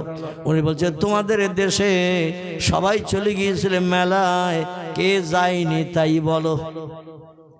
বলছে, যায়নি একজন যুবক, সে হলো আজরের বেটা, নাম তার ইব্রাহিম। বলছে, এই কাজ নিশ্চয় ওর দ্বারা সম্ভব, কারণ ও মাটির তৈরি প্রতিমা, পাথরের তৈরি প্রতিমা, সেজদা করতে তোমাদের নিষেধ করে কিনা? বলে, নাম নামিয়া কি, ও তো সবসময় বলে আল্লাহু হাইয়ুন কাইয়ুম, আল্লাহ জীবিত এবং চিরঞ্জীবী, তিনি মরেন না, তিনি সব সময় জীবিত। আর সেই আল্লাহর নামের জপ করতে বলে, লা ইলাহা ইল্লাল্লাহু ইব্রাহিম খলিলুল্লাহ। জোরে বলুন একটু সুবহান। যখন যিনি নবী হয়েছে আল্লাহর নামের সঙ্গে তাদের নামের কলামাটা, তখনই মানুষের কাছে তারা প্রচার করেছেন। নূহ নবী যখন নবী হলেন, উনি বললেন লা ইলাহা ইল্লাল্লাহ, নূহ নবী আল্লাহ। ইব্রাহিম যখন নবী হলেন, লা ইলাহা ইল্লাল্লাহ, ইব্রাহিম খলিলুল্লাহ। মুসা যখন নবী হলেন, লা ইলাহা ইল্লাল্লাহ, মুসা কালিমুল্লাহ। ঈসা যখন নবী হলেন, লা ইলাহা ইল্লাল্লাহ, ঈসা রুহুল্লাহ। যত নবী এসেছেন সব নবী আল্লাহ নামের সঙ্গে নিজের নাম জড়িয়ে দিয়ে মানুষকে কলেমা পড়তে বলেছে। এখন ইব্রাহিম নবীর কাছে এসে বলছেন, আমাদের এই পূর্বের সঙ্গে অঘটন ঘটালো কে একটু বলো। উনি বলছে, আমি তো জরুরি রোগী, যেমন দেখে গিয়েছিলে তোমরা মেলায় যাওয়ার সময়, আমার তো তেমন দেখছো, আমি তো উঠতে পারছি না, চলতে পারছি না, বসতে পারছি না, কে কি করিস কি করে বলো? বলো, অবশ্যই তুমি জানো, তুমি পাড়ে আসো, তুমি বললেও তুমি, না বললেও তুমি। ইব্রাহিম নবী দেখছেন ওরা তো একেবারে আমার কাঁধের দোষ চাপিয়ে দিচ্ছে, কারণ আর কেউ বাড়ি নেই, করতে আমি করেছি।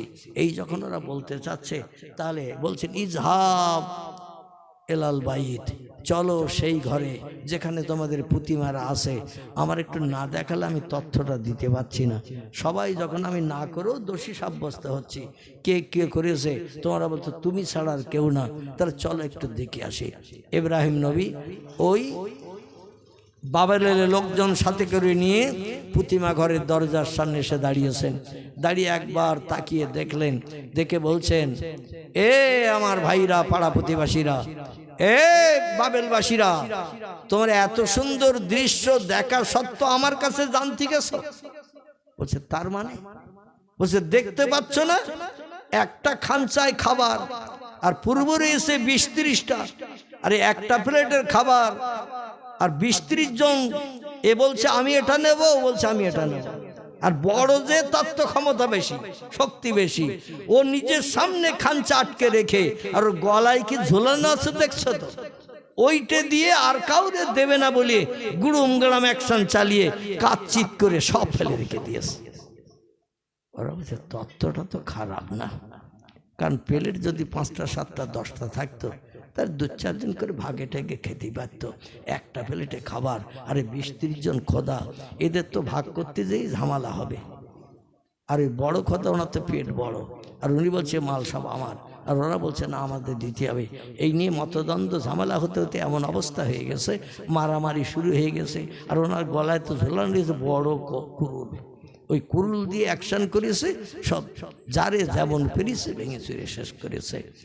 ওরা বলছে কথাটা ঠিক, তথ্য দিচ্ছ বটে, কিন্তু শোনো ইব্রাহিম, ও আজরের বেটা, আমাদের খোদারা তো নড়তে পারে না, আমাদের খোদা তো কথা বলতে পারে না, আমাদের খোদারা তো ঝগড়া বাঁধাতে পারে না, খাবার দিলে আমাদের খোদারা কোনোদিন মাছি বসলেও তাড়াতে পারে না, ইঁদুর বিড়াল আসলেও বারণ করে না। আর তুমি বলছো আমাদের খোদা মারামারি করে সব ভেঙে ফেলেছে। ইব্রাহিম নবী তখন সুযোগ পেয়ে গেলেন, জোরে বলুন সুবহানাল্লাহ। যে খোদারা খেতে পারে না, কথা বলতে পারে না, হাত চালাতে পারে না, মাছি বসলে তাড়াতে পারে না, বিড়াল আসলে বারণ করতে পারে না, সেই খোদার উপাসনা করে তো কোনো লাভ নাই। কোথায় ঘুরিয়ে ধরেছেন বুঝতে পেরেছেন?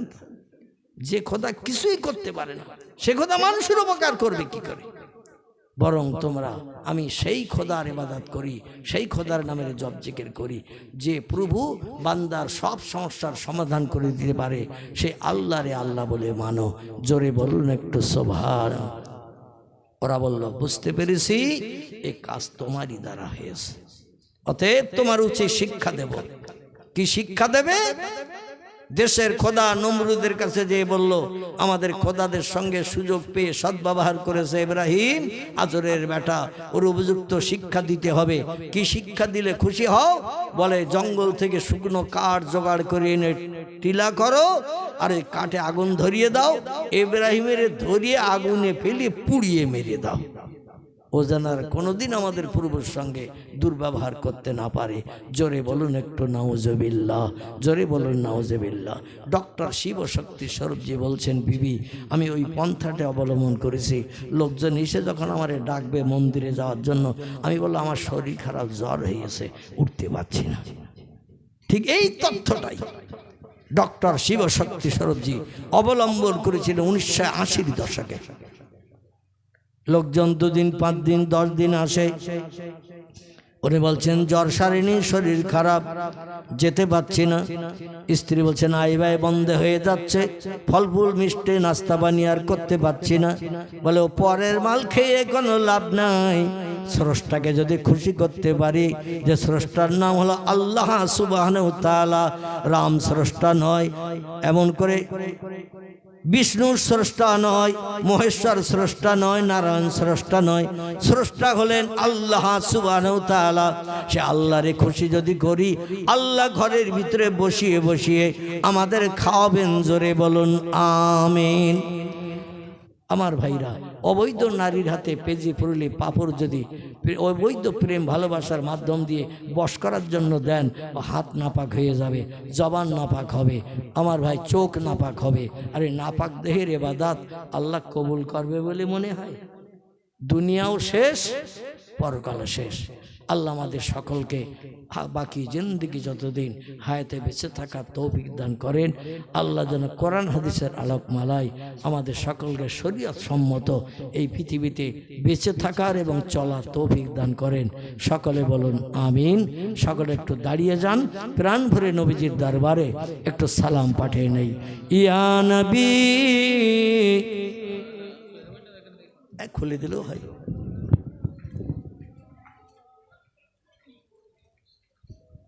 জোরে পড়েন, ইয়া নবী সালামুন আলাইকা, ইয়া রাসূল সালামুন আলাইকা, ইয়া হাবিব সালামুন আলাইকা, সালাওয়াতুল্লাহ আব্দুল্লাহ হাবিবের পিতা, মামিনা যে রসুলের মাতা, আবু জাহল শুনল না যার কথা, সালাম লও পড়ি হে থা, ইয়া নবী সালামুন আলাইকা, ইয়া রাসূল সালামুন আলাইকা, ইয়া হাবিব সালাওয়াতুল্লাহ, আন্তা শামসুন আন্তা বাদরুন আন্তা নূরুন ফাওকা নূরি, আন্তা ইকসিরু ওয়াগালি, আন্তা মিসবাহু সুদুরি, ইয়া নবী সালামুন আলাইকা, ইয়া রাসূল সালাম, ইয়া হাবিব সালাম, সালাওয়াতুল্লাহ, রাসূলুল্লাহ চলতেন যে পথে, কাঁটা বিছাত উম্মে জামিল সে পথে, ফুটত না ওই পথের কাঁটা, জিবরাইল ডানা বিছাতেন সে থাই, ইয়া নবী সালাম, ইয়া রাসূল সালাম, ইয়া হাবিব সালামুন আলাইকা, সালাওয়াতুল্লাহ আলাইকা। সকলে